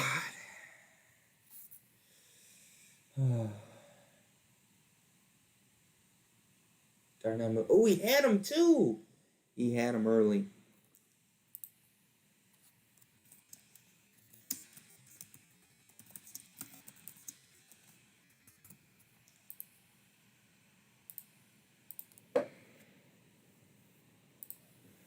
Oh boy. So are they gonna kick the field goal? Oh no, that was 4th and 1. Oh, you just throwing the ball over. Hey, it's gotta be tough being a Bears fan. I'll give you all some credit for sticking it through. That when you do get to that victory, it is gonna be glorious. But yeah, it's gonna feel exactly like how this merch looks. But right now, it's not good. This defensive shield is doing too much against the Bears. Maybe that's. Whew. Some people say, damn, it feels good to be a gangster. It's gotta be like, damn, it feels bad to be a Bears fan. Damn, it feels bad to be a Bears fan. But, whew, yeah, getting some, yeah, he had Mooney early there. I like how he didn't throw the ball away, though, because it did seem like he did want to. And then you realize, like, oh, no, I need to go and get this bad boy. And then after that, you see a picture of Matt Nagy and his face doing just like the standard Nagy stuff, where you enjoy seeing that fired up Nagy, hopefully, and not this face, just come, and his headset kind of looks like this, like. Like that Nagy. You don't want to see that Nagy ever. Just just like confused as to like why his play call didn't work. And it's like, bruh, I don't know. Maybe that one it seemed like I understand rushing up to the line on fourth down, but you have to know exactly where you are going. And that one may not be the play to do that on, you know? Okay, Bears defense, 1st and 10 here. Kirk Cousins drops back, moves out of the pocket. Oh, okay. Hey, Bears secondary has been a bright spot though on that defense. You know, I get you give up 2 touchdown passes, but I think Kirk Cousins still has less than 100 yards receiving. Sure.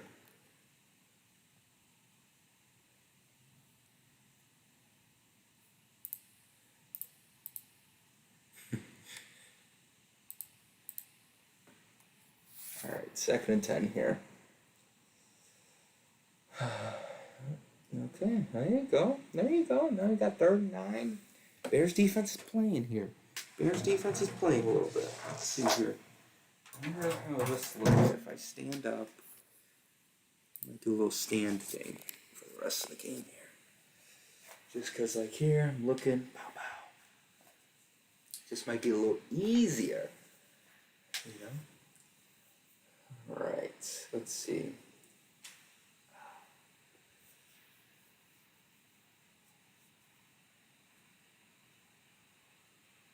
Alright. So we got 3rd and 9 here. Looks like that'll be the end of the 3rd quarter. Into the 3rd quarter there. Let's take a look at where our bets stand. Obviously, Bears +7. We got a little ways to go there. You know, and then the Dalvin Cook. Let's take a look. Let's look at our stats person. You know, see what they got for us here. Dalvin Cook's got 64 yards rushing and 2 yards receiving, so he's at 66 yards through 3. I wonder if that. All right, 66. Man, okay, it's like just a little bit above half. Yeah, it's gonna be. We're not setting ideal there. We're going to need Dalvin Cook to go off a little bit so we can at least hit one of these bets. Otherwise, it's not going to be good. It's not going to be good. But, all right. NBA Christmas Day. You got to be excited about that. But no, you know what you also got to be excited about is for that, I believe it's going to be... What do we got?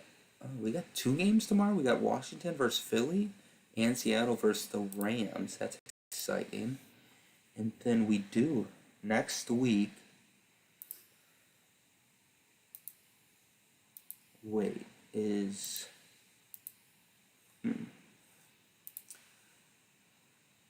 Christmas Day is on Saturday. Is Aaron Rodgers going to break Brett Favre's passing touchdown record next week against the Bills on Christmas Day? It's pretty romantic, but I also think that's why they only won by 1 point against the Ravens. It's like, yeah, he probably could have broke that stuff in Baltimore, but also he put up 31 points against Baltimore. You got to be feeling pretty good about that.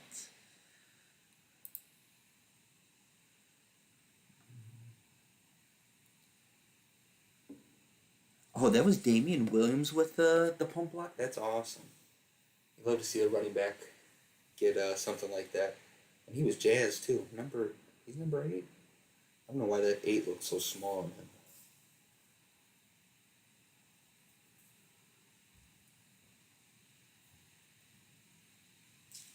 We got a little commercial break.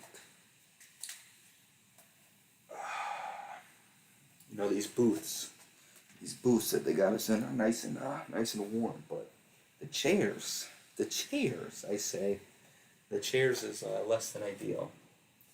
All right, tonight's area of coverage is brought to you by a Goodyear blimp, the only blimp that you know. That sounds like their slogan, or it could be their slogan.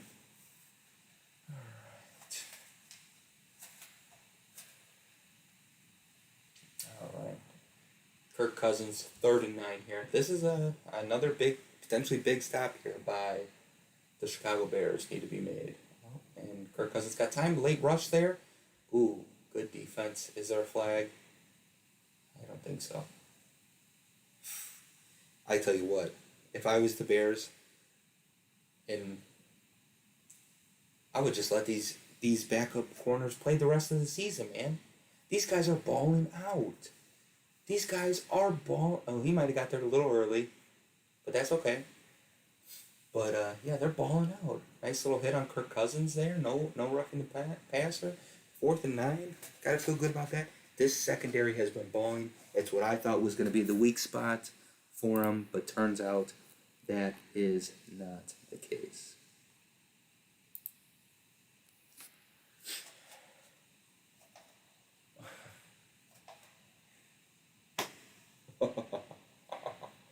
Oh.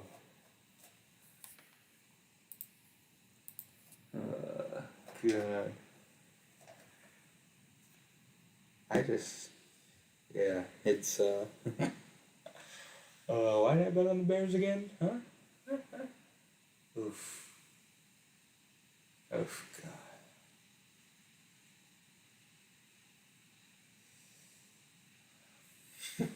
God. Sorry, I just don't know what to say anymore for you guys. I'm trying to be positive for the Bears fans out there because I feel like they're on the ledge right now. I feel like this is pushing them to the ledge of fandom, and I just want to let you guys know. If you want to become Packers fans, just come on over. It's okay. We got room for you. Great franchise. We do it right, you know. But yeah, it's uh, it's tough. Okay, and we got Akeem. Oh no. Okay. Oof. Ooh. Oh, let's see what they got going on here. What do we got? What do we got here?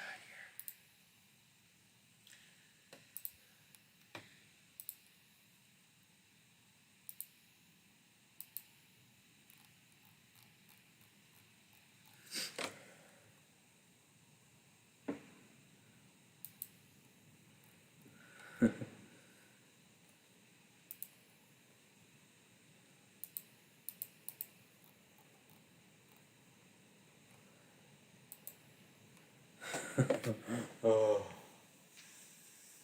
yeah, a lot of Bears fans not happy right now.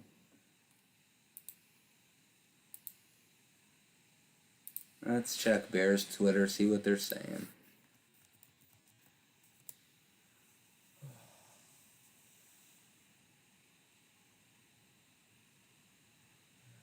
Kirk Cousins dropping back, 2nd and 12. Flag on the play. My guess is it's against the Bears.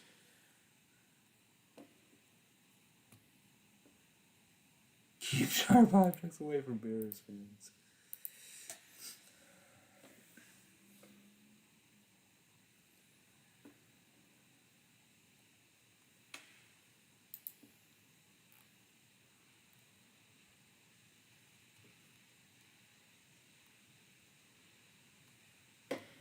Non-stop mistakes.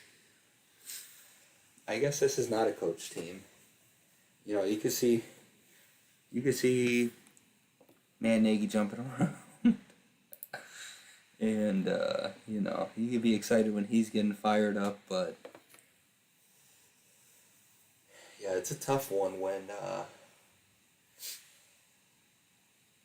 your team is just not putting on for its city.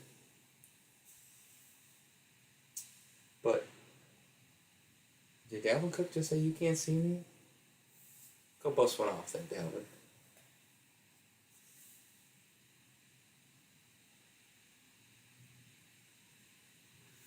Ooh.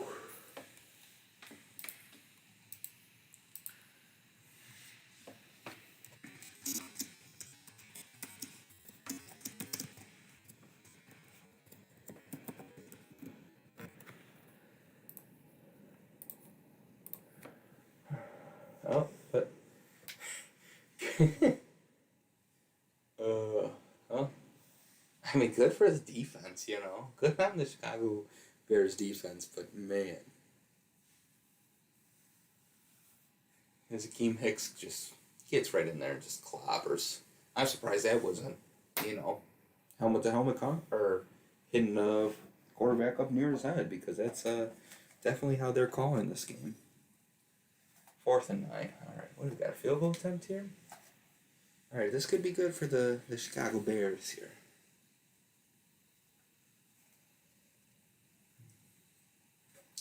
Not a super easy field goal here. Let's take a look. Let's see what we got.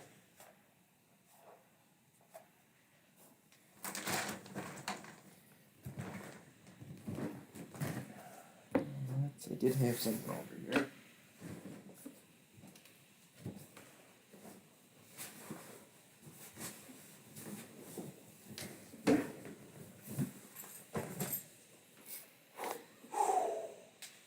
Boom, here we go.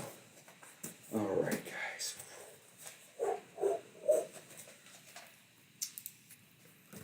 I'm going to reenact every single play. If I go like this, it's a pass play. If I go like this, it's a handoff. If I go like this, it's a punt. So they did decide to punt. Oh, but there's a flag on the play. What do we got? Is that a false start? Or delay game? False start. Rolling, rolling, rolling, rolling. Oops.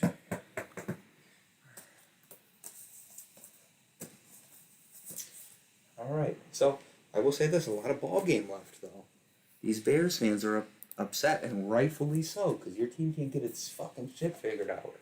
But there is a lot of ball game left, and you're only down 2 scores.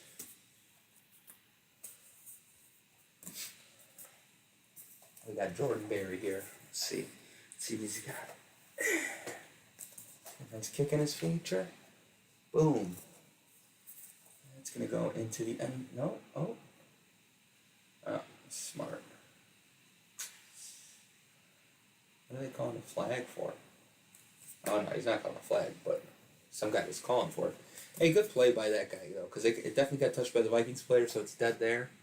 You know, if he did fumble it into the end zone or whatever, you know, but if he could return it for a big play, that's, you know, tremendous. But literally no downside there by the Bears player trying to pick that up and return it there. So, just in case Bears fans were worried about that.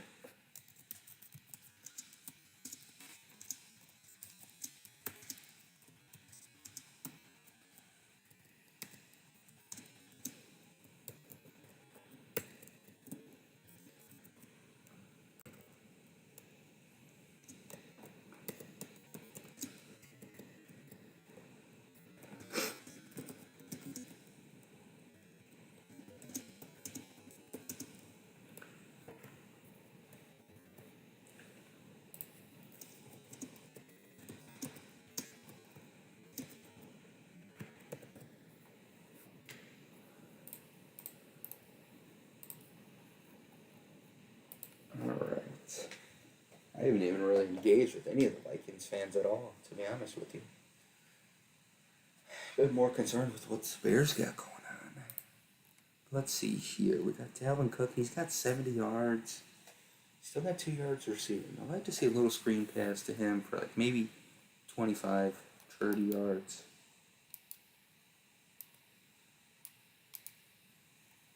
Maybe that makes a little better. Ooh.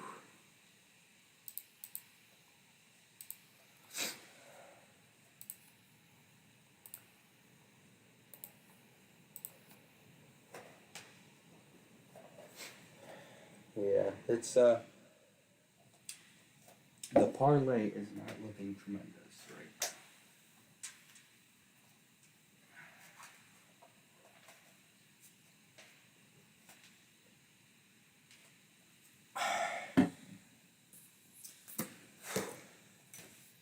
Yeah, I just don't know what it is for the Bears. What they got going on. But they can't seem to make the right play and stop shooting themselves in the foot when it comes to anything. Their defense is playing phenomenal right now. Holding the Vikings to 17 points. I think Kirk Cousins is still under 100 yards. Let me take a look here. Yeah, he's at 74 yards, you know. Only let up 113 rushing yards total from the Vikings offense. Like, the defense is playing good. What do we got here? What just happened? Hey, you gotta be kidding me.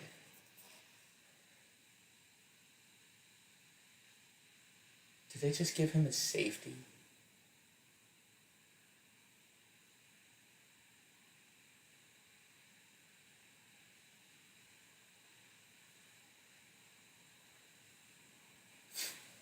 Okay, I can see him wanting a call there, for sure. I can see him wanting a call.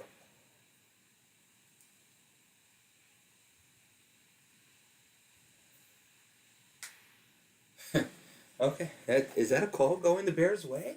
I think it might be. Mike Zimmer's not happy about it, and he's going to tell the ref a little bit about how he feels. Hey, I mean, good play by Justin Fields there. Maybe this is the tide that turns it back into the Bears' favor. And yeah, they're having a rough go of it right now. But maybe they come back and win this game. Oof. It is an awkward kneel down, but you know what? He did go down. That is true. And then you can't just pick up a guy who gave himself up, you know. 1st and 10 here. Justin Fields finds a guy. Who's that guy? Who is it? Who we got here? Bird. The guy who muffed the punt earlier. He's making up for it here with some yardage there on offense. Now let's see if the Bears can't get it down the field. Rumbling, stumbling, bumbling. 11:30 left on the game clock.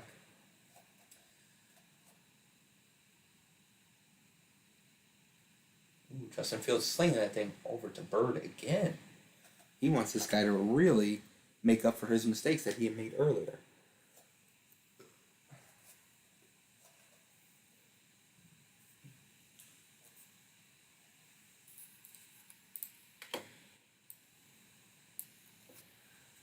Justin Fields looking over the middle, and he got his guy Cole Kmet. Did he catch it? Did he catch it? Gain of 24. All right. Oh, what do we got? We got telescope. Little no huddle offense. This is what the Bears need right here. A nice offensive drive that is aggressive, quick pace. You got the guys. Bird again. Bird. Bird is the one. Bird.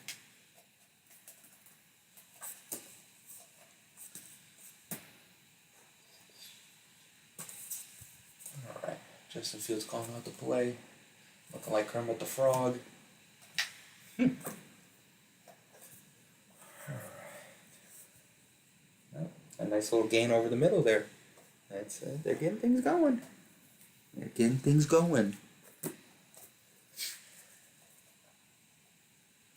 I think the reason I took Bears +7 is because, like, I hate the Vikings fans for breaking Aaron Rodgers' shoulder. You know, they talk about it all the time. But, fake the run. Looking. Ooh. Fake. Okay, Justin Fields will go. Oh, yep, that's a flag too. Way to sell it, Justin. Way to sell it. Oh, Bird is tired over there after catching a couple passes. I see him kneeling down trying to catch his breath. This is like good on Justin Fields. Like last second get down. Oh, and it's helmet to helmet too.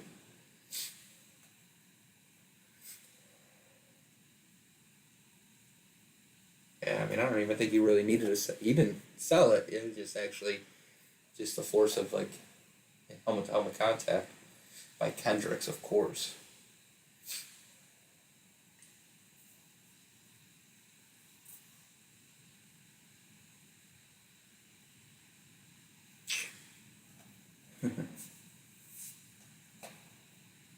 Yeah, he didn't need to hit. He didn't need to hit him, bro. That dude's. Did he just get?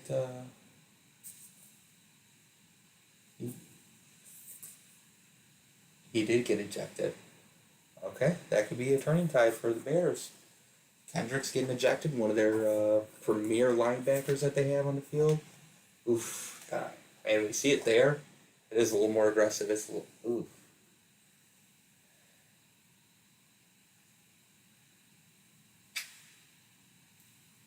And I almost wonder, like, when you're playing the game, like, I mean, I think there's just some things you can't avoid, but I think you have to keep that call consistent all over the place, because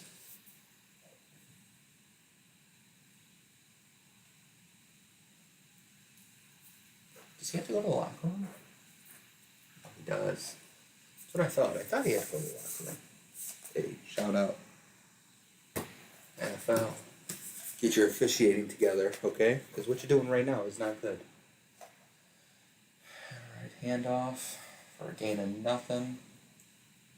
Maybe we go back to attacking that defensive, those defensive backs.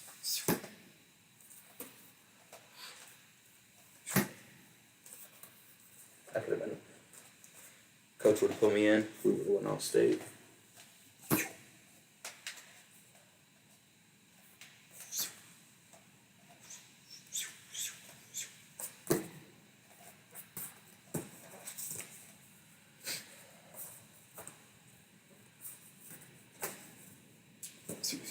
Second and goal here. Justin Fields drops back. Ooh, running up in the pocket. Oh, moving off to his right. Oof, almost intercepted. Good defense there by, is that Patrick Peterson? Yeah, it is. One of the premier defensive backs in the league. Cole Kmet. Yeah, just threw it behind him a little bit. He might have been able to get him. Good defensive play by Patrick Peterson coming back towards the ball there and being aggressive. Third and goal. Man. Are the Bears going to stall out again? If they do, pain. If not, gain.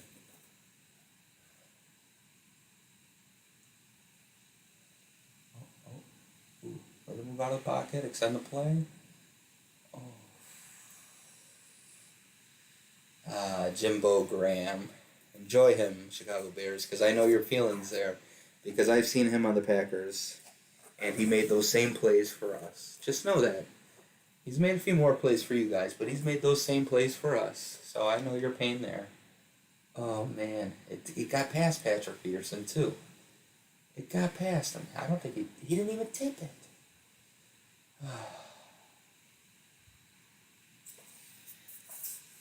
Jimmy Graham. What a... So what are we doing? Are we kicking field goals here? No, we're going for it. Fourth and goal.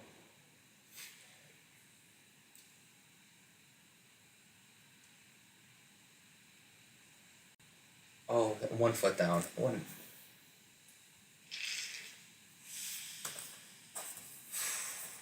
He only did get 1 foot down, unfortunately.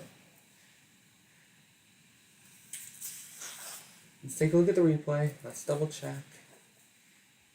You did get the separation you needed. Just get that foot down. Let's see.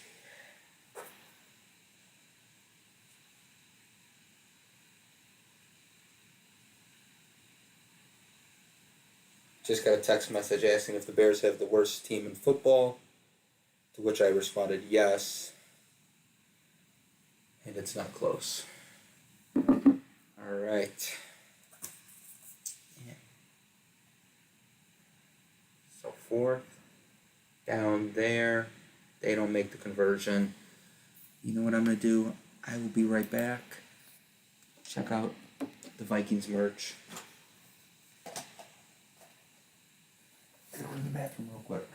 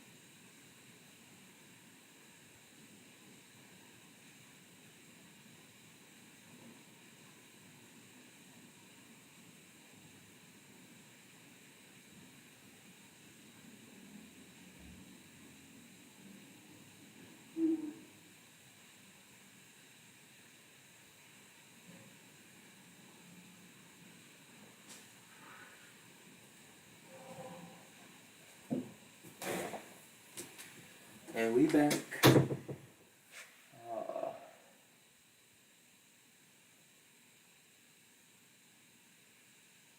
Are they saying he had a leg down? And that might potentially be the reason? What do we got here? Alright, we're back. We're back. Ooh, okay. Did he get it? Did he catch it? Let's take a look here. Let's take a peek, see.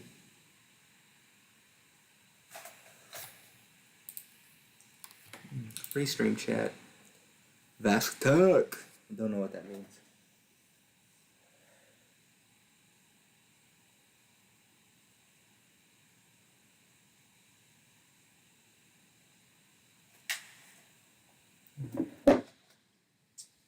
Rolling on the field, incomplete pass. Oh, actually, I think I should do every game with the football. With the football. The football. With the football.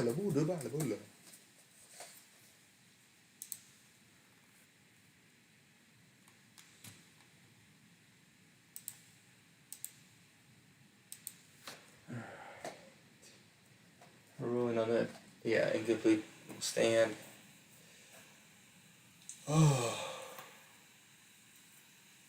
I mean, I think you got to challenge it because it was a touchdown opportunity.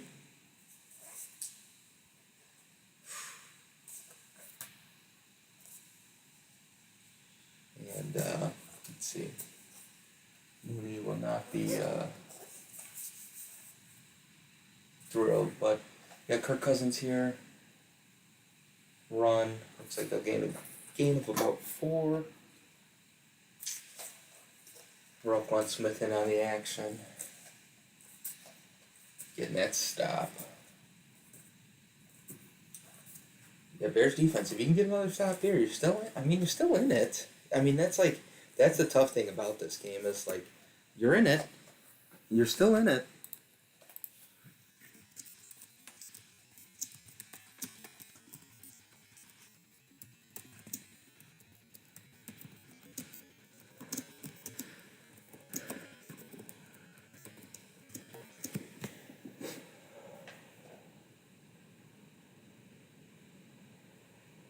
Dalvin Cook busting out wide. Ooh, oh, nice little tackle there.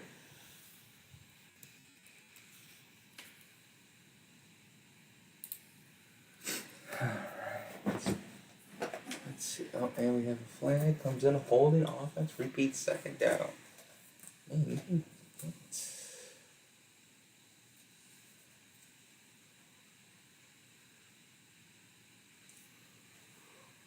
where's that ball at then? What would it would have been? Guys, are the Bears the worst team in football? I want to know.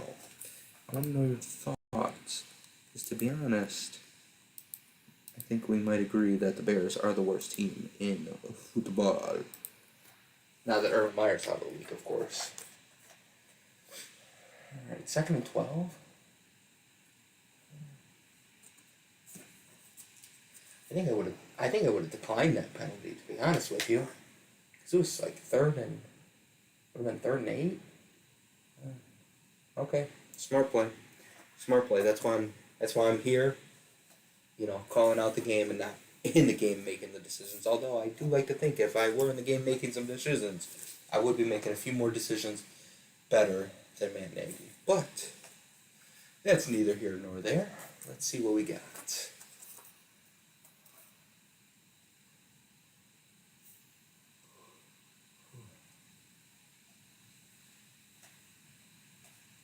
All right, 3rd and 9. This is the biggest stop to date for the Chicago Bears. Let's see if they know what they're doing. Kirk Cousins drops back to Keem Hicks. Ooh, Keem Hicks got there. Looks like he got pushed into him. Should be no flag there. Okay.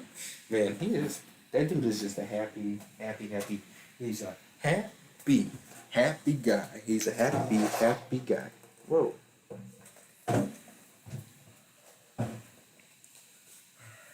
Let's see here.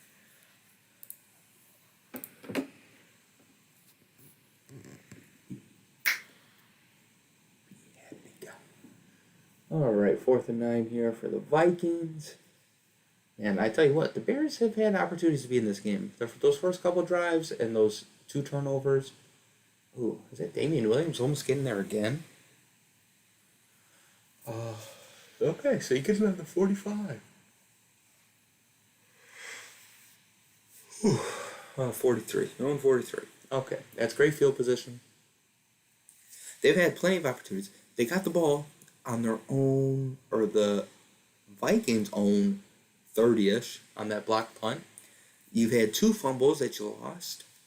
Did he throw an interception? Has Justin Fields thrown an interception today? Let's take a look.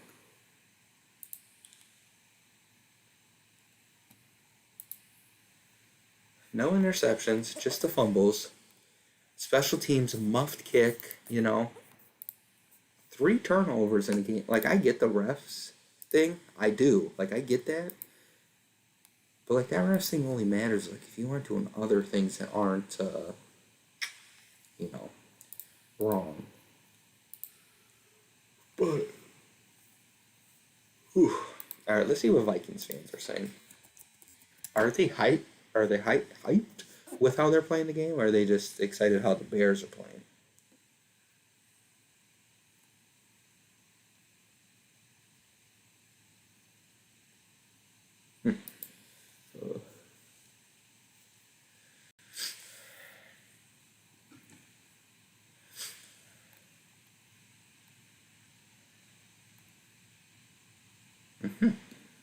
Looks like some fantasy implications need Justin Jefferson to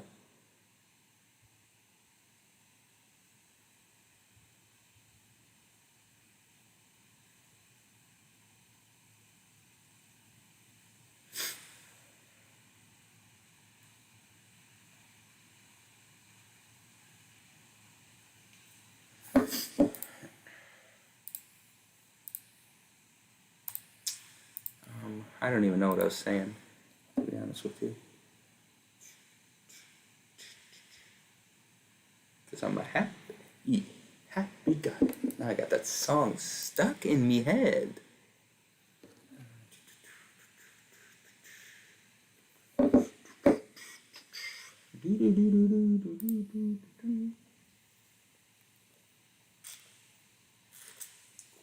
Excuse me.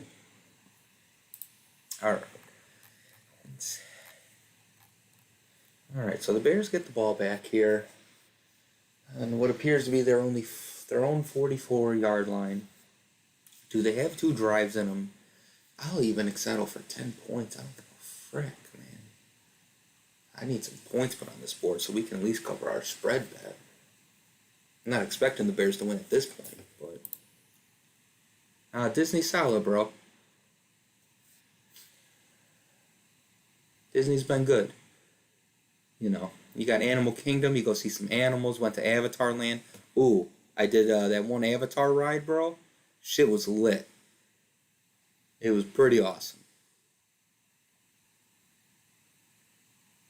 And then Magic Kingdom yesterday. Magic Kingdom's magical, bro. Can't deny that. 50-year anniversary too, so it's a little extra magic in the air. Plus, I'm there with my girl and her family, so there's that extra magic in the air, kind of. But I will say, not a very punctual group, the Paraniches, as Justin Fields just tears off because he's like, fine, I'll do it myself.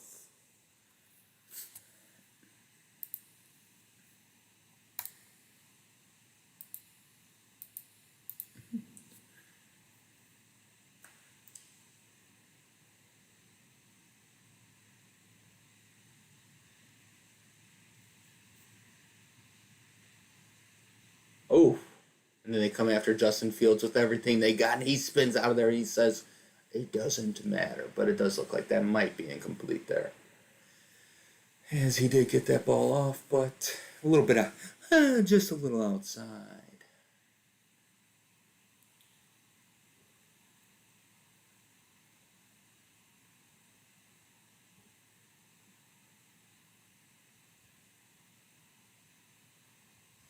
All right, 2nd and 10 here.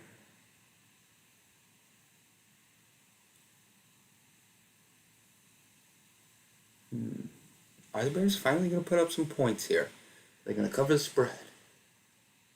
Oh, is that Mooney? That's Mooney. Okay. Well, let's not even get our hopes up because Justin Jefferson still needs to score 2 touchdowns. David Montgomery still needs to score 2 touchdowns. So let's just chillax a little bit, Scott. Let's not get too hyped. Cause it don't matter, no.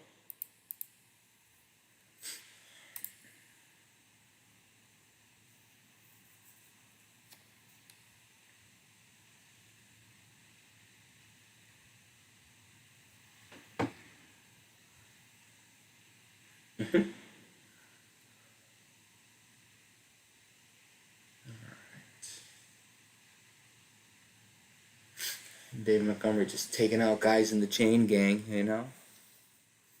He says,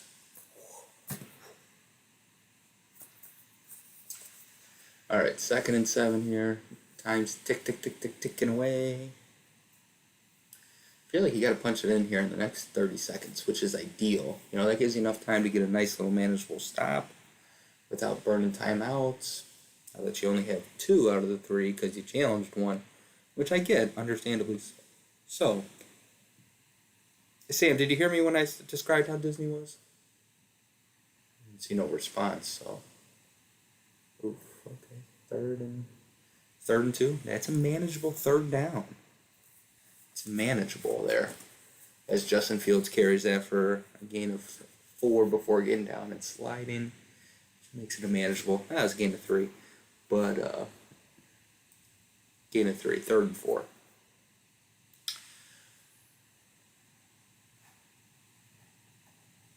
3rd and 4, I was wrong. It's where he started his slide. That's what it is. Justin Fields looking at the top of the screen for Darnell Mooney and just misses him. Now we got a 4th and 4 situation here. And the Bears have been suspect on 4th down here. But I think Justin Fields wants that one back because he knows he just missed him. Oof. He had him too. He had him. He had his guy. Oh, looks like the underbetter's going to be happy on this one. Looks like they're going to be... I don't even know what the over-under was set at, to be honest with you. Oh, you got a guy at the bottom of the screen. Smart. Oh. Bro, what?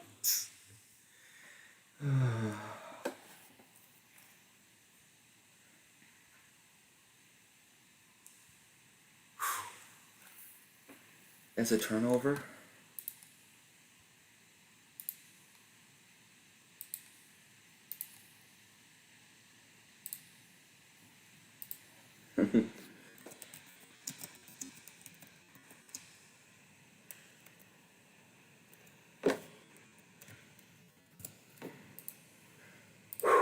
Yeah, it is a turnover. So let's do this. Let's see what. Let's give them something to talk about. How about trash? Basura. Yeah, terrible. Terrible. Alright, got 2nd down. See, now the thing is you need to get... now you need to be able to get a stop here and score and then get an onside kick. King of the North. King of the North. 1, 3.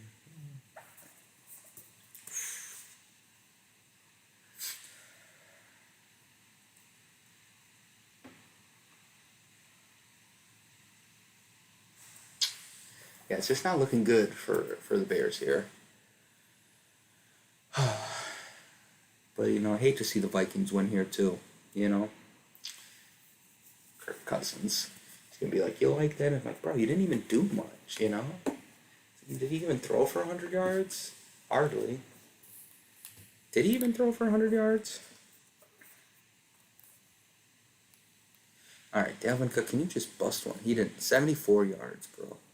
Kirk Cousins a putt. 84 yards total from Kirk Cousins. Yeah, he's fucking garbage. Garbaggio beans is what he is.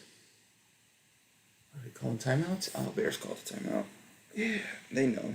They know. They see the writing on the wall.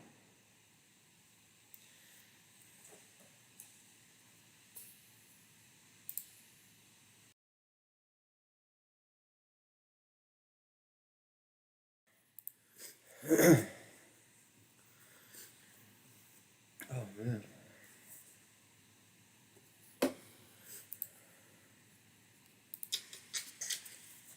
Ba, ba, ba, ba, ba, ba, ba.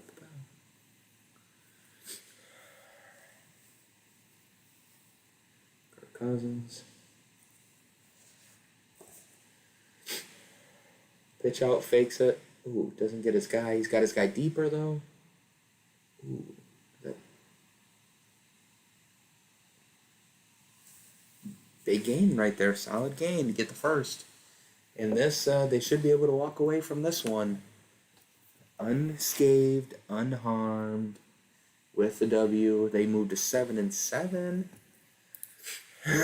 Let's check out this NFL playoff picture a little bit further, if we will. Justin Jefferson, bing bong.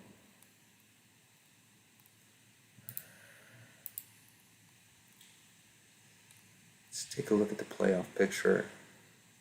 Oh, the Miami Dolphins are in the playoff hunt still. That's crazy. Alright, so this will keep the Vikings in the playoff hunt. It'll actually move them into that 8th seed, depending on what the Washington football team does tomorrow in their game. Just like to see the Vikings maybe get another first down here before we call it a night, because this has been some not great football.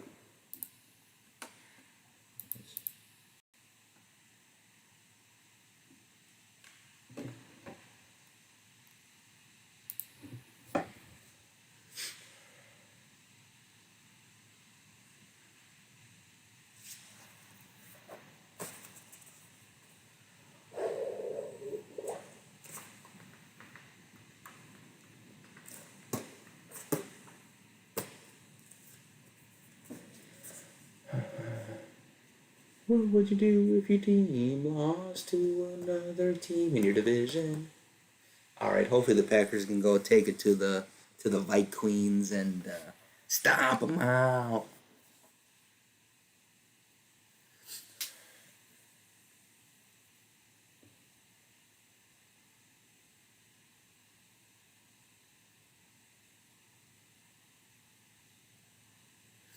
What do we got here? Timeout. Mike Zimmer said, "Hey, I don't know."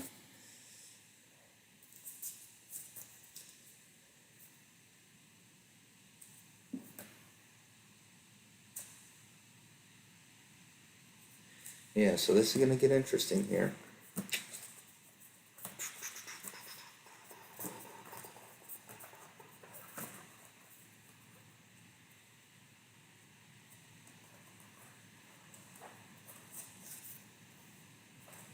Too bad there wasn't any scoring in this game. Otherwise, we would have been a very rich group off of that parlay if there was a lot of scoring.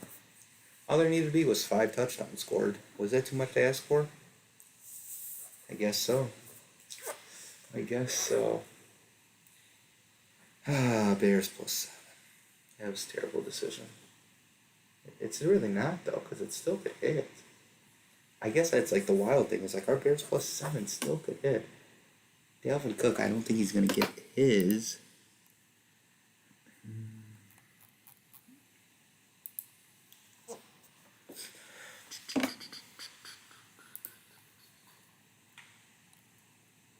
Dalvin Cook, 89, 91 yards. Are they going for it on 4th down?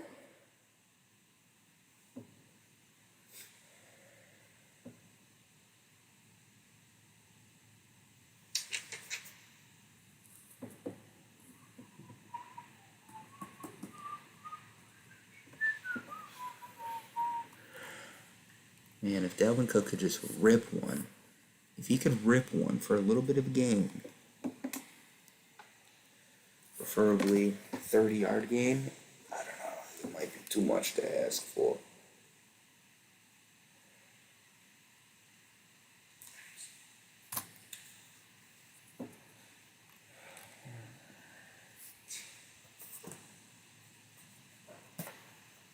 Oh, really? I just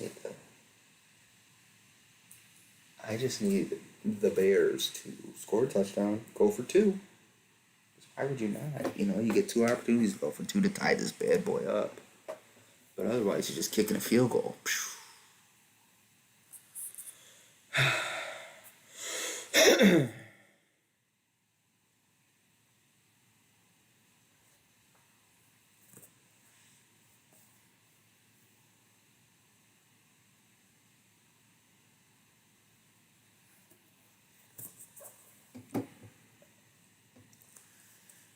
Alright, Matty Damon on the commercials.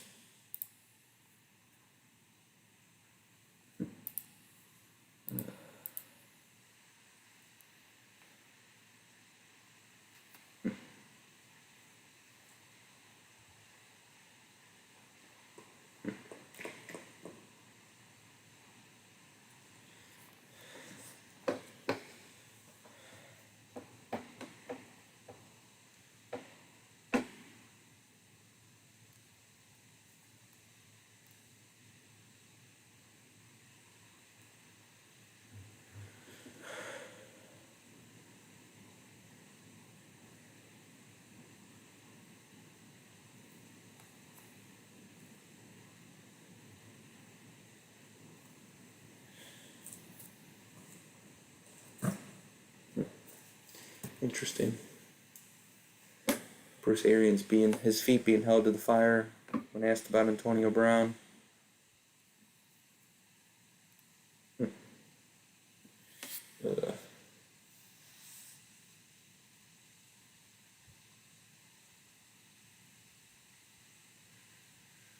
Alright, so the Vikings will punt here on 4th down. Oof. Man, Damian Williams, he has been getting there. He has been trying to get there.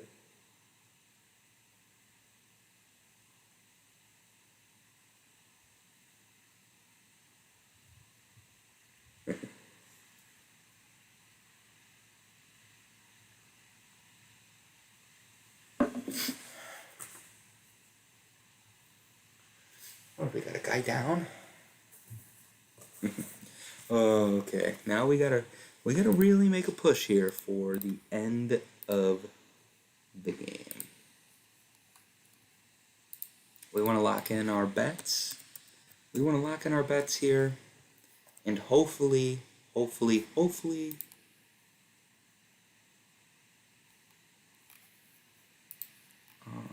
know, hopefully we can cover that Bears +7. But I'm not sure because it's not looking super great.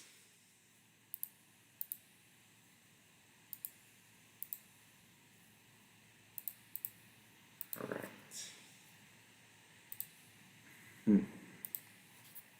Oh, okay. Okay, moving the ball. Set it down. Let's go. Okay. Bears aren't moving at all.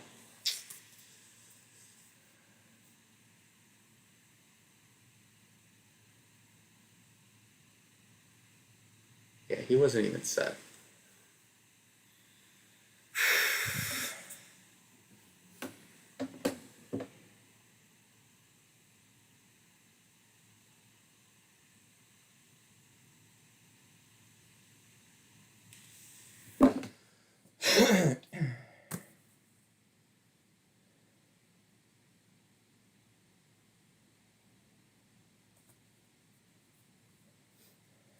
Did they run the 10 seconds off? Oh, there they go. Whoops. That landed right on my Oculus.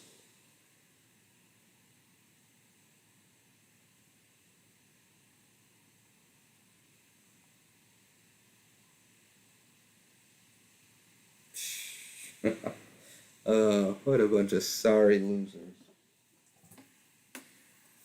Yeah, I am talking about Bears fans. Not Bears fans. Well, I guess they're sorry losers too, but the Bears organization in general, which transitive property makes the Bears fans sorry losers, but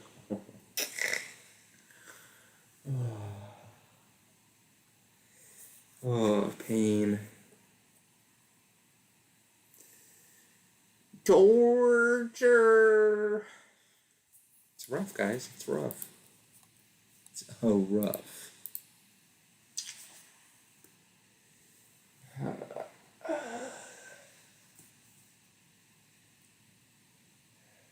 Let him go. You know, they say, if you let something go, and it comes back, it was meant to be. But if you let him go, your organization might become a better football team. Just an idea.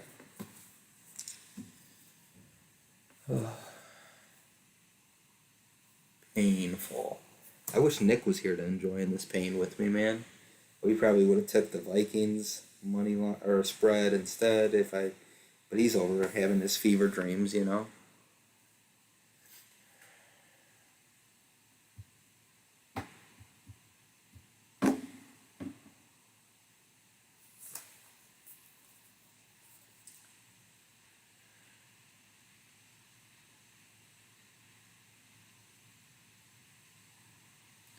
Over the middle.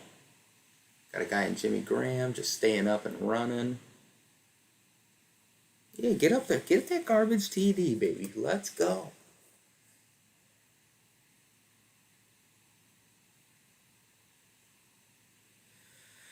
Six seconds left. Can the Bears do it?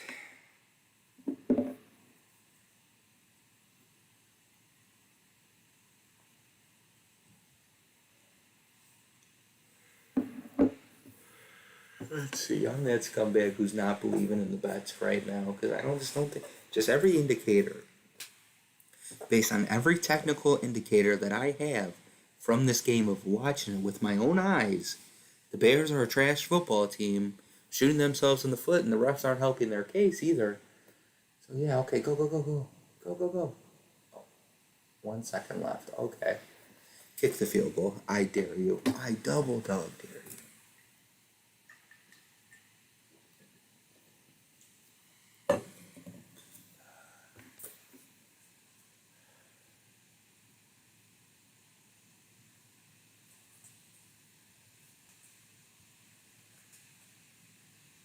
Somebody stop the clock for 1 second. Yeah, for sure.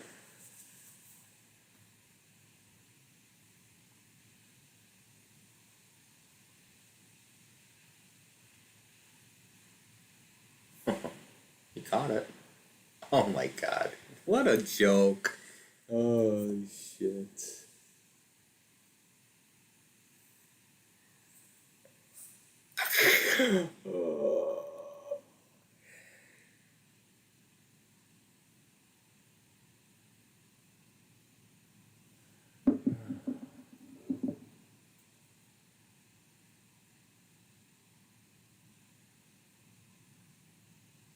Oh, that's a touchdown. That should be a touchdown. Are they going to review this? Or are they just going to let this be? Oh, the ruling on the field is a touchdown. They're not going to let him kick the points.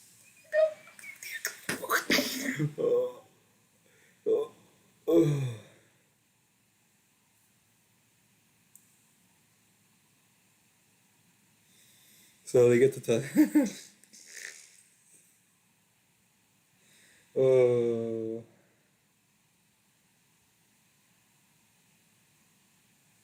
Well, that will do it this week for Monday Evening Football.